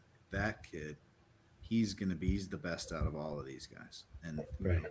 he didn't. He did. I don't even know if he was in the top 10, but he clearly became the best out of all of them. He did win. Well, his kid Cameron qualified for USCGC this year. Yeah. And Stevie's like going, I'm not sure if I'm going. And I'm like, what do you mean you're not sure if you're going? Your nephew's qualified. Why would you not be going? Well, okay, I know, dude. Yeah, dude, I know. And you're just like, well, come on, dude. Are you seriously not going to go and show your nephew around? I mean, yeah, I need to go visit those guys. I haven't. I was pretty proud of them when they broke away and started their own deal. I mean, I think they the one thing, although Discraft was super supportive, there was that time where you couldn't get like having your name on discs, right? It was you had to win the worlds or a distance title, right? So like Chris Max got one and Stokely got one because of their distance titles, and then Juliana got one and Ron Russell got one. Right. But I would say I was probably the most consistent through all of that, continually being there and out there. And then Rico came and he was playing for Discraft, but we were told, no, you gotta, like, it wasn't a thing. Like now everybody gets their disc. And I understand. signature I discs. didn't really think about it at the time. I could have just made my own stamp and had them make it. Right. But like it was, I think that didn't sit real well with the Ricos, and that's kind of what helped lead to them just saying, screw that, we're just going to make our own frisbees. Well, they're doing a hell of a job with it, They and seem so to be. I don't know. I mean, every it's fun snowflake. to watch them from afar, but I would love to touch base with those guys again. We got to know each other a little bit that winter. I lived in California as well as Okay. touring around. So Speaking I of don't know where we are in your consistency, timeline, but we were back in the '95, I think, right? we are jumping around, but I just want to what you were saying about you were one of the most consistent. Just to put it into, we skipped this in the framework, but you're tied for 10th with tied for 8th with the most amount of top 10 finishes. Also, you've got 7 top 5 finishes at the Worlds. Yeah, I'm going to So ask you that want to Disc talk Golf Fanatic guy to consistency. rerun that list in the top 5 because it's that's funny. I saw that come out, and I had multiple people like who knew me later, that shoot me messages on Facebook like, "What? I didn't know." And I was like, that stat still doesn't sit like it's a nice stat to have, but it doesn't sit great with me because I took 11th by one stroke twice, right? Right. So I would love to have 10 top tens. I watched Sprague nail his putt on the last hole in Des Moines, and I watched Sean Sinclair drill his putt on the last hole in '01 in Minnesota. Okay. If if they both miss, then I'd have 10 top tens, and I tie those guys for 10th those years. So I had 10 consecutive top 11s, which doesn't have the same ring. It's kind of hard to say it that way. So when I see the stat, like it's cool, but I just like, oh, I just was so close to being 10 of them. But So, that's why it's cooler for me but having seven you top having fives. I seven mean, top that's five. pretty impressive. I Yeah. I don't think yeah, it's certainly harder to do it in today's era, but that was over a 13-year span, you know. Well, let's talk about that first top five. 1995. You go down to Oh, Port this one. Arthur, the where oil is just skimming off the surface of the air, where you go out and you just get Nasty. pummeled by humidity. I don't know how you're able to function. You're a Michiganer. That's close enough to being honorary Canadian. The humidity down there just must have rocked you. And Yep. you played nine of the best holes of your life. You've been quoted as saying you could play those holes 100 times and not match what was going on. Yeah, It I'd was say just one of those definitely. perfect storms, perfect days. You were just locked in. You were throwing It all the right was shots. it was the culmination of that whole year. Yeah, I mean, just of all of the, because I did train pretty as much as I could in that spring in '95. I mean, I was in JUCO at the uh, finishing up my last year in community college, um, and working a little part time, but I put a decent amount of training in. Like that was my mission, right? I knew that I was going to be going on tour. That was the whole goal. And then when we got to that point, I mean, I was 9 behind Kenny and like 5 up on Crazy or something. So it Yeah. it, it wasn't. I just kind of stayed focused and said, okay, I want to just go out and just make sure, make sure you don't let Crazy do something. He can pull stuff off in the finals. So just kind of stay focused. Um, but then once you kind of got into the flow and the crowd was into it, and then I hit a couple big shots. Of course, I still missed one putt. Of course, that's going to stick with you Of forever, course, right? yeah, 2 inches low, 1 inch low, whatever, with with a cliff behind it that went down to the water. Oh, So right. whatever. But there were that was the course where there were a lot of holes were named, and the famous name, and people, it's going Mm, to not mean a lot to anybody now, but New York City was one of those great defining holes where you had to throw into basically a tunnel that then bent and then through the tunnel and then out the other side. And yeah, you with played all that like an absolute. Now, the reason why, of course, I read the magazine as soon as it came out, consumed every word of it, but I got almost word for word reporting from Brian Honegger. I had bumped into him on the ferry going over to the island, literally the day that he came back from Port Arthur, and so all he could talk about was that final nine, and I got it blow by blow, and it was just like I was hanging off every one of his word because at that point I just met you at the Great Lakes Open and then saw you again at Rochester, and so I Mhm. signed your car, and I'm like, I signed that guy's car, and Yep. it's just amazing the performance you were able to put there. But one of the things that's not discussed when or that's not properly discussed in your charge was when we talk about some of the famous shots in the world in disc golf history. There's Crazy John's damn shot. You've got James Mhm. Conrad's the holy shot. Well, Climo had a similarly miraculous shot that he had during that final nine. How much of that did you see or did you Oh, I saw all of experience? it. Okay. I mean, there's only 2 people that really truly appreciate that shot. I'm sure folks in the gallery saw it, but John Houck and I were the only ones that really understood what was going on. It was like there's a gap up the middle, 470 feet or something like that, slightly uphill at the end, kind of tight woods right. There's kind of an island of trees off to the left here. You had to kind of pump the gut. Or some of these guys were throwing the big turnover over that kind of island of trees to pan out and getting up there. And I think like Sam Grzoffi parked it with that shot in the group before us, right? Brian, you know Sammy threw that same Yep. shot, and that's what Climo was trying. I was just throwing the middle. Of course, I had the Cyclone, which was just a little bit better straight line flyer than anything Innova had at the time for that carry.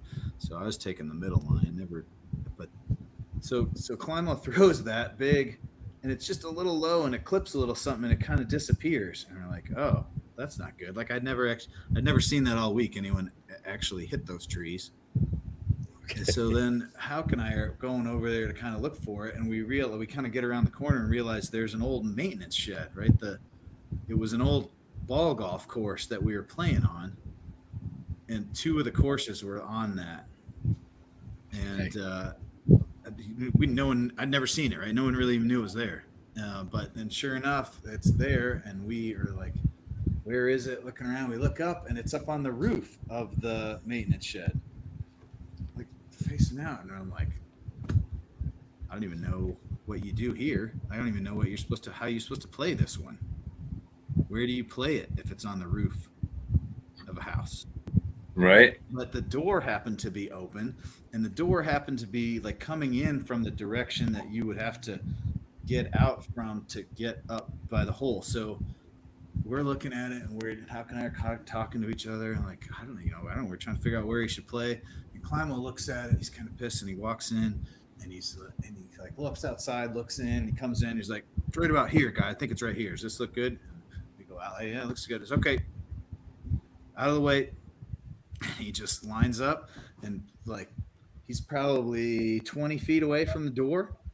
That's a little off kilter, but generally the direction he's going, and he just stands there in place and rips a roller out that door that gets way down there. We can't see it, rolls up, and all of a sudden the crowd's making all this noise, and he gets way up like within 45, and he goes up there and makes it. Like Of course. Of course. Maintenance bill, and I was like, oh, I mean, at this point I was still like, I was crushing, but I was still so far behind Right. that like it probably still didn't matter, right? But he's like, he's pissed. He's like, hey, I'm the champ here. Like, so he threw some great shots. He was getting some bad luck. He hung in a tree on one hole, and I think he clipped somebody's cart on the rescue shot out of that one. And the mojo, the crowd was definitely pulling for me, so he was getting a little. But Jerry Gotcher was in that barn. Game, he knew it. Like, he knows how to. Oh, all right, starting to lose a little bit. I'm gonna buckle down and do, just be. Got sweet. an extra gear, yeah. When these Jerry Gotcher photos materialize, there's going to be a couple come out of that barn, because he's told the story about being inside that barn with his camera when that was going on. So it'll be cool to see what Gotcher comes up with. But he was like, man, I wish I'd known. If I'd have known, I'd have dug those photos out for you. And I was like, yeah, well, there you go. I'll get them. We'll put them, do them in something. Yeah, that was an incredible shot from him that year. And to think that was in the same final nine that you were making your huge charge. Yeah. And, well, and so he throws the roller up there, and then I go up and make like a 50-footer or something for eagle on it. It was, it was a short par 4 or whatever. So I still got 2 strokes on him, but it didn't, whatever. Still lost by 4 or something like that. But one of the things that people love to do is they go back and say what ifs, and there's in disc golf history, there's a what if moment right there. There's what if Kenny? Yeah, if he smokes the side of that door or something and it kicks off into the corner, yeah, then maybe it's a one stroke game at that point. Maybe he's the champ. But I mean, you had front row seats to see exactly what kind of champ level mentality he had to keep. I mean, already he was on his way to winning his 6th Worlds. Yep. But like to see that, when you talk about Eye of the Tiger or having the fire in the belly, that you got to see that up close, and that must have been a learning curve for you too. Yeah. Yeah, several times. Well, listen, Mike, we've kept you chatting for a long time here, and we don't want to push our luck too much, but definitely one thing you've mentioned already quickly, and I know Macis is on your list, but I'm here and I'm going to talk about it.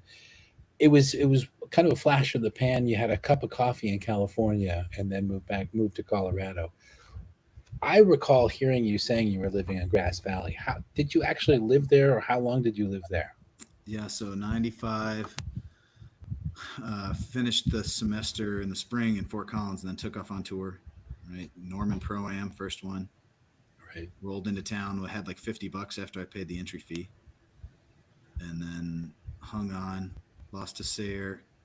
I did a 30-foot putt on the last hole to stay tied with Mitch Mack, who threw an ace on a Mach 1 spike hyzer Spectacular in the Mach wind. 1 conversion. Never forget it. Never forget it. So I'm thinking I'm going to get second place, and then all of a sudden I have to hit a 30-footer in the wind just to stay. Oh, and just think about the eruption, the Mitch Mack eruption. Yeah, I mean, like that was spectacular. I met Brent Hambrick that day too. Yep, I met Hambrick at that tournament, and yeah, that was my first, like the start of tour. I had my car going down the road like this. I had all my stuff in it. I wasn't sure if I was going to ever go back to Fort Collins at that point. Like I didn't know what was up. Just out. So, got enough money there to keep going, get up to Lansing for the CCR Open the next week. And then I run into Harold and RJ, who were on tour in Harold's 1987 Trans Am with the clamshell top, the turtle top on there. Turtle topper. They had left to go on tour, and they were like going to all the same events.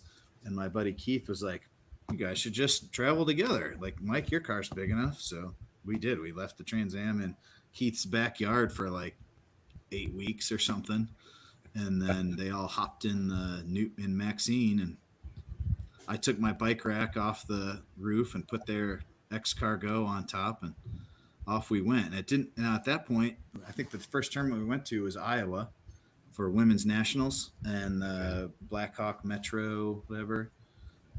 But mostly a women's nationals tournament. And Kelly Hughes was there and won again. I think I can't remember if she won that one again or if that was the one that Kylie Young won. But we go there. I do all right in the men's division, and then Kelly's got this big bin full of markers, and she's having people sign her disc and stuff. And I'm thinking, like, man, I don't want to have to get a disc every tournament and try and have people sign the discs and then keep track of that. I'm like, is that how we're gonna keep track of the summer? And I'm like, good night, Mom. I do happen to have this large white pallet that we're driving around everywhere. I already own it. I was like, hey, Kelly, can I borrow your markers? Yeah. So when I went up to accept for second or whatever, I was like, so yeah, we're out on tour. Cause like we were touring pros, right? That they never really had that. Right. So we're in touring. I was like, yeah, we're on tour. Thanks for the support. Like we can't get a disc and have everyone sign it every tournament. So I decided we're just going to have people start signing the car. So come on over to the car afterwards. And that was it. That was the start of it. And I just kind of kept, whatever, had people pull me over. Can I sign your car? Like, toll booth attendants. Can I sign your car? I think, unfortunately, the very last car was the Placer County Sheriff when they towed it. Oh. Now, driving all those miles with those two Northern Californians, did that put the spirit of Northern California in your soul for a little while? Yeah. So yeah, that winter. So yeah, we're touring around, and then I meet a girl at the Great Lakes Open, Lisa Denzer, who was an AM1 at the time, and she was about to graduate Michigan State, and she was like headed to San Diego or something at that time, and we kind of hit it off, and I convinced her that she didn't want to go to Southern California right now, but that she should instead meet me in Fort Collins after I go down and play the Worlds, and then I'll meet you up in Fort Collins. She will have left at that point. So sure enough, I leave the Worlds and drive up to Fort Collins, and like 2 days later, she shows up after, leaving Michigan after graduating college, and then we hang out for the next few years or so. And I took her around. We toured a little bit in the fall, and we ended up landing where Harold and RJ were in NorCal, kind of for the winter, and being in Grass Valley and hanging with the Lissamans. And I'd get to play, like, they'd have little like weekend events at somebody's private course out in the woods, and it would be the Listman brothers and Jim Oates and Loya, Nisley and Loya and Harold and Halverson and RJ and like all these amazing, Barnacote. yeah, Greg Barncoat, and just out at some little podunk, out in the woods course in NorCal. You have like 10 of the top 20 golfers or whatever, 30 golfers in the world playing. And Daryl for a little while he took a job and was working out of Reno, and he'd Okay. spend a bunch of time down in South America doing geology stuff at the mountains. But when he was back, he'd be based in Reno doing the lab, stuff for what he was out in the field collecting. And Reno wasn't very far, so he'd drive over and Yeah, that's a short drive from Auburn. yeah, and Sacramento's right down there with all that scene. So we just kind of lived out there for the winter, played a bunch, and then that's pure out there idyllic. for the Fault Line Classic and De La Viega, and then played with their spring tournament, Masters Cup, right, and then hit the road Yeah. and hit the road again. Well, you arrived just in time for the NorCal Championships and to stake your winning name on their NorCal plate. They keep a long, dedicated archival list of the champions, and your name is always going to be on there. So that's one of your positive contributions in the limited amount of time you had in That was California. fun. That was fun one to win. I got to see Jim Tobish when I was out in Bend. He's up there now. A bunch of those Yeah. guys Yep. moved up to Bend, so we got to hang with Jim. He had us over. We did sushi night out at his house and got to play with his kids. They got a great spot too. Holy cow! Yeah, what a cool Right there above that river. Yeah, the Deschutes River with the canyon overlooking. You could crush across. There's like this little ridge that, like, really, if you get a good one, you could get it above the little cliff band. But yeah, so that was fun. But yeah, Tobish, poor guy, he was crushing that tournament. And then who's this kid comes in from out at, like, who's this? Like the one time he was going to win the big tournament, like he was always close, and he finally beats all those Northern California guys that are so good, and some little fat kid from Michigan and Colorado comes in and takes him out. Well, not so chubby at that point, but definitely. I mean, yeah, you had Harold, Bam, Bamba, and Jim all tying for second, 3 strokes behind you in that tournament, Yeah. and probably all. Oh, and I he mean, got worked. He had a roll away late in the game, threw a great drive, and just got kind of worked. And then he ended up taking he took like a 6 or something to fall back into the tie with those guys. He was right there. I think we were in different groups, but he was right there until that, as he told me. So yes, I showed up and then I think I won another tournament in the spring out there in like Stockton, California. well, I mean, that's been kind of your style to kind of hole up somewhere, and especially for the Worlds, just appear out of nowhere and take a top five, and then go back to your mountain lair or your hidden fortress of solitude in your corn maze, wherever your secret lair is. You retire there and come back out in the world to shed your light and share your brilliance. And honestly, we can't thank you enough for this huge amount of time you've set aside to have a good Sure. times couple hours chat with us here. Uh, So many stories we didn't get into.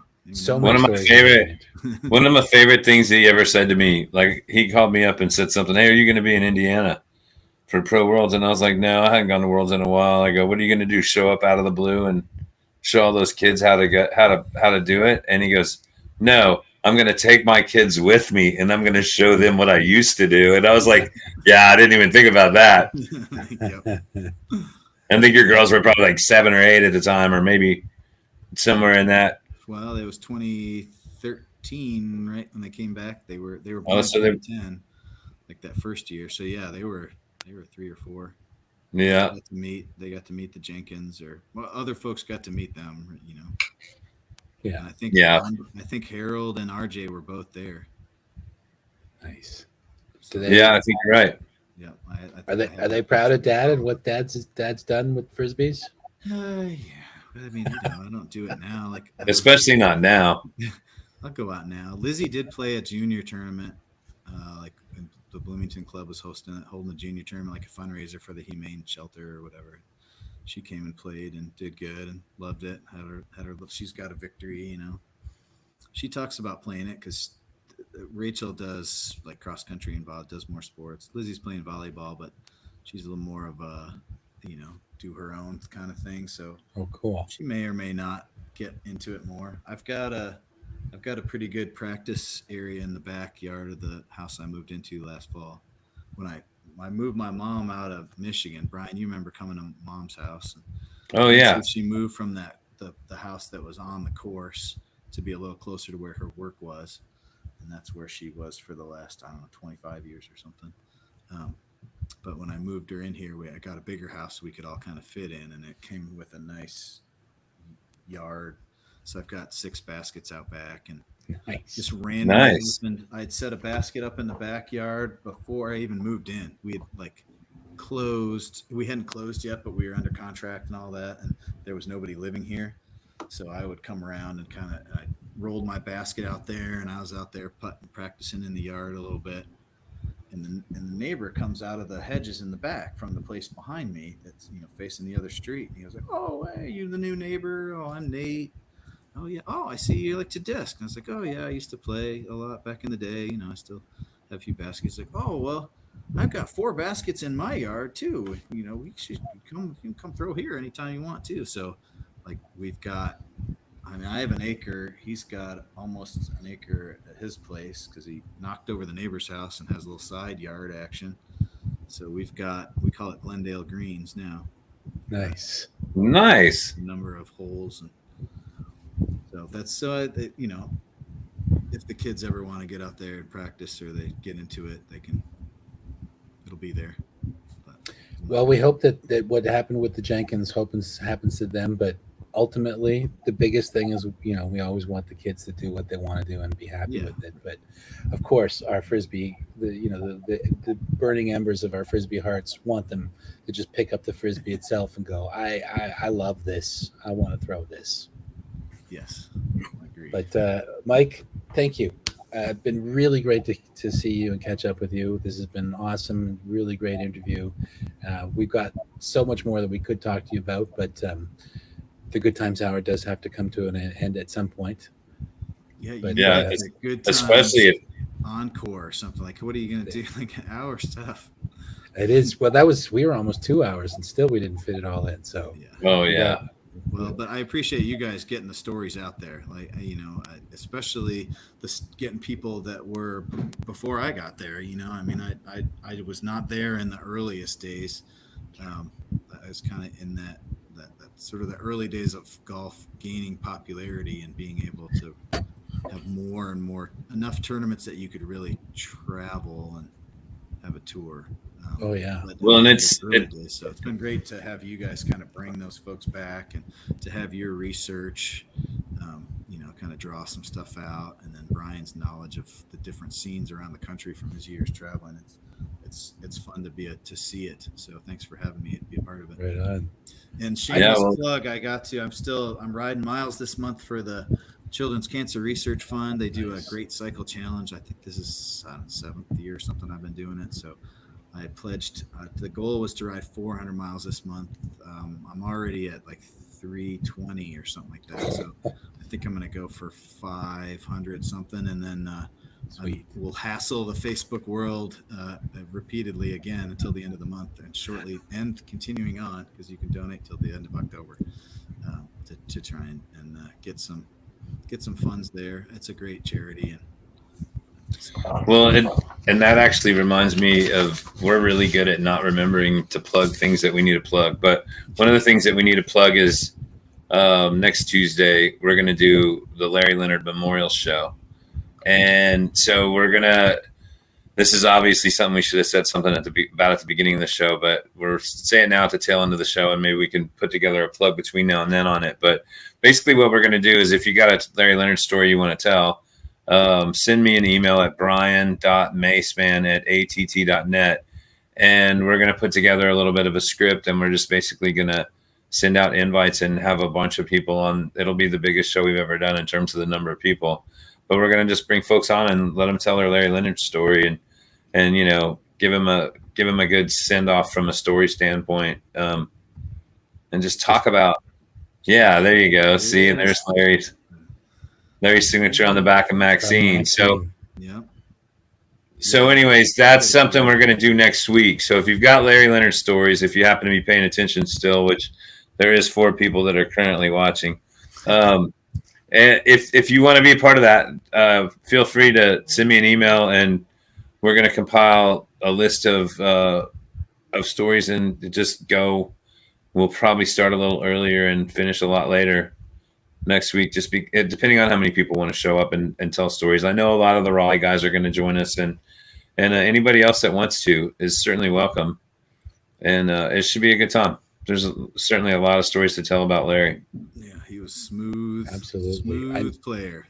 So I know from doing the research, Mike, when you turned pro at the Worlds, you would have met Larry because you were 3 strokes behind him. Do you have a quick Larry story that you want to share right now in advance of our Tuesday? I mean, I did play with him back then. I think he came and played that CCR Open in Lansing one year, and I think it was Cam Todd, Ron Russell, and myself and Larry Leonard on the lead card on the last round. And this was like the course I grew up playing, right? And then those two guys are battling it out, fighting tooth and nail. And poor Lake, he got tore up a little bit, poor guy. Like he was the last on the tee. We all three drive, and then right when he goes to drive, like car alarm goes off right next to the tee. Oh, right before, and so he's like, "Whoa!" And then I think he missed that drive. It was unfortunate. It was because one of the poorer rounds I've probably seen him play. He just kind of got worked a little bit, and we were on fire. I shot like a 15 down. I was making stuff, like getting bounces, like all the good stuff. And then the Rustler and Cam were battling it out. I think it came down to the last hole, and they were, probably double digits. And then poor Larry only shot like a 7 down or something. Oh, man. But he's just so smooth. I remember seeing him throw, and he's one of those guys. There's a few of them, right? You watch them, and you're like, oh, it's not spectacular form or anything. Like, okay, probably beat this guy. No problem. He's just kind of got basic, homemade form, but it was just so consistent every time. And this putting, you just drill it. Oh, drill it. Oh, drill it. Oh, drill it every time. Yeah. God, okay, I get it. Like, you don't have to have any kind of flashy game. You just have to have something you can throw consistently. Right. And Larry was that. Like, just nothing too flashy, nothing crazy. Wasn't super powerful. Not a big guy, but he just very consistent and hit the pot. Yeah. Very consistent. I can only imagine how many tournaments he won back in Raleigh, Durham. Well, thanks to Statman, though, we will definitely know that information pretty easily. Another plug for them. But well, thanks, guys. Thank you, Mike. You keep doing what you do. Keep smiling that smile. Really great. It feels like it's been 17 years since I've seen you in person. It feels like it was just yesterday almost. One of these days, I'll get up to Toronto to visit. Yeah, well, next year. One of these days, they're having freestyle world championships next year. We should all meet up. It'll be fun. I really do want to come though, Brian. My kids really want to. I haven't gotten their passport yet, but we've identified that we really want to go to the Canadian side of Niagara Falls. Oh, cool. And hang out. And of course, they want to go to the Great Wolf Lodge that's there too. Of course. Great Wolf Lodge. But we did Niagara a couple of years ago, and we were on the American side, and we did the Maids of the Mist and all that. But you're just looking over, it looks so beautiful on the Canadian side, and then the American side's like a casino and a mall, right? I mean, it's like Dad, we got to go back. We're going to the other side. Yeah. If you get the passport and you're going to go over there, you might as well just go around the corner and go up to Toronto, right? Is your dad still alive? No, Dad passed in 2016. He's got a PDG number in the 7,000s. I can't remember. Nice. Really? He joined up early in support when I had joined up. He was excited. Oh, wow. Cool. I told Tracy. I told Tracy about. I don't even know where we were at, but you were like, "Oh, my dad's birthday party. My dad's having a 60th birthday party, and it's a big to do. And there's a talent contest, and I don't know what I'm going to do." And I go, "Oh, you need to sing My Ding-a-Ling." Yes. And I did. It's okay. And for context, his dad was gay. He had a life partner, and so Mike sings My Ding-a-Ling, and he wins the talent contest at his dad's 60th birthday contest. That was fun. Yep, I went and bought a thing of bells. So I could have bells on a string, tiny bells on a string. That's Yeah. I was a little boy. Yeah, that was fun. That was a great recommendation, Brian. Tracy couldn't believe it. I told her about it this afternoon, and she was like, "You didn't?" And I was like, "Yeah, I sure did." I mean, it just hit me. And sometimes you have ideas like that, and it's like, and I was like, I called him later, and I go, "Hey, by the way, how'd it go at your dad's party?" He goes, "Oh yeah, I won the talent contest." Awesome. Yeah, that was a good one. That was a good one. That was a good spot. We were up there. Nice. That was fun. We had, I mean, stories that didn't get told. So that was a little place out on a little island in the middle of Sodus Bay, which is about 25 miles east of Rochester. So that's where the Rochester connection was. And they had gotten this place back in 2000, old Eagle Scout. Like they called it Eagle Island because it used to be an Eagle Scout camp. And there was maybe like 8 cabins on the island back in the day. But when they went to sell it, somebody created like 150 lots around the edge and ran like a water line and a utility line in a few hundred feet. And then the center of the island was all open space. And you could only get there by boat, right? So we'd stay out there. That was camp. Well, one year we were out there for 4th of July. And I think I had got a hold of the Jenkins or some of those tour guys. And I was like, hey, they were going to come to Rochester to play a tournament on July 4th. They were driving up from Ohio. And I was like, oh, you guys should come out. Come early and come up the day before and come out to camp. That would be awesome. So we convinced them, and they did. And I had Mom and Dad Jenkins, Avery, Val, Burl, Sprague, and Matt Oram. And nice. All come up together, and then all came out to the island. We found extra mats, and the Jenkins clan pitched tents in the backyard. And I think they had Kirby, their yellow lab with them at the time. And they had a good old time and hung out. They ended up not going to the tournament at all. Mama Sharon woke up on July 4th and called the tournament director and was like, yeah, we're going to stay and hang out here at Mike's place for the rest of the day instead. So like they all drove up there to play, and they just stayed out with us on the island instead. Perfect. So we had, and I think that was right around, I think that was 06. So Orem had just taken whatever top 5 in the world in 05 at the time. Okay. The Jenkins hadn't quite gotten to their wins yet, but that was, I've always tried to keep personal relationships with those people from the early days. Even though it's been so long since I've competed, I'd still, try and keep track. Well, Sharon's for me at the time. Sharon's a triple down grandma now, so I would imagine you saw her at the 5-year. I just saw her at Worlds, and yeah, Nate and Val's little guy's not so little anymore. Nope. Yeah, and then Avery and Leah's boys are anything but little. And the littlest one was trying to take my hand off with a high five. Like it was his mission in life to deliver the hardest possible high five. Yes. And he really put a lot into it. Arlo's got, he goes at it. Yeah, it was fun. We got to play around with him, and it was like right before Avery took Arian out to Junior Worlds. So wow.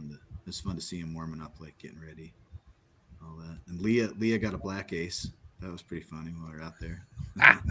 She never aced or black aced before, I don't think. It's a good one to get for your first one.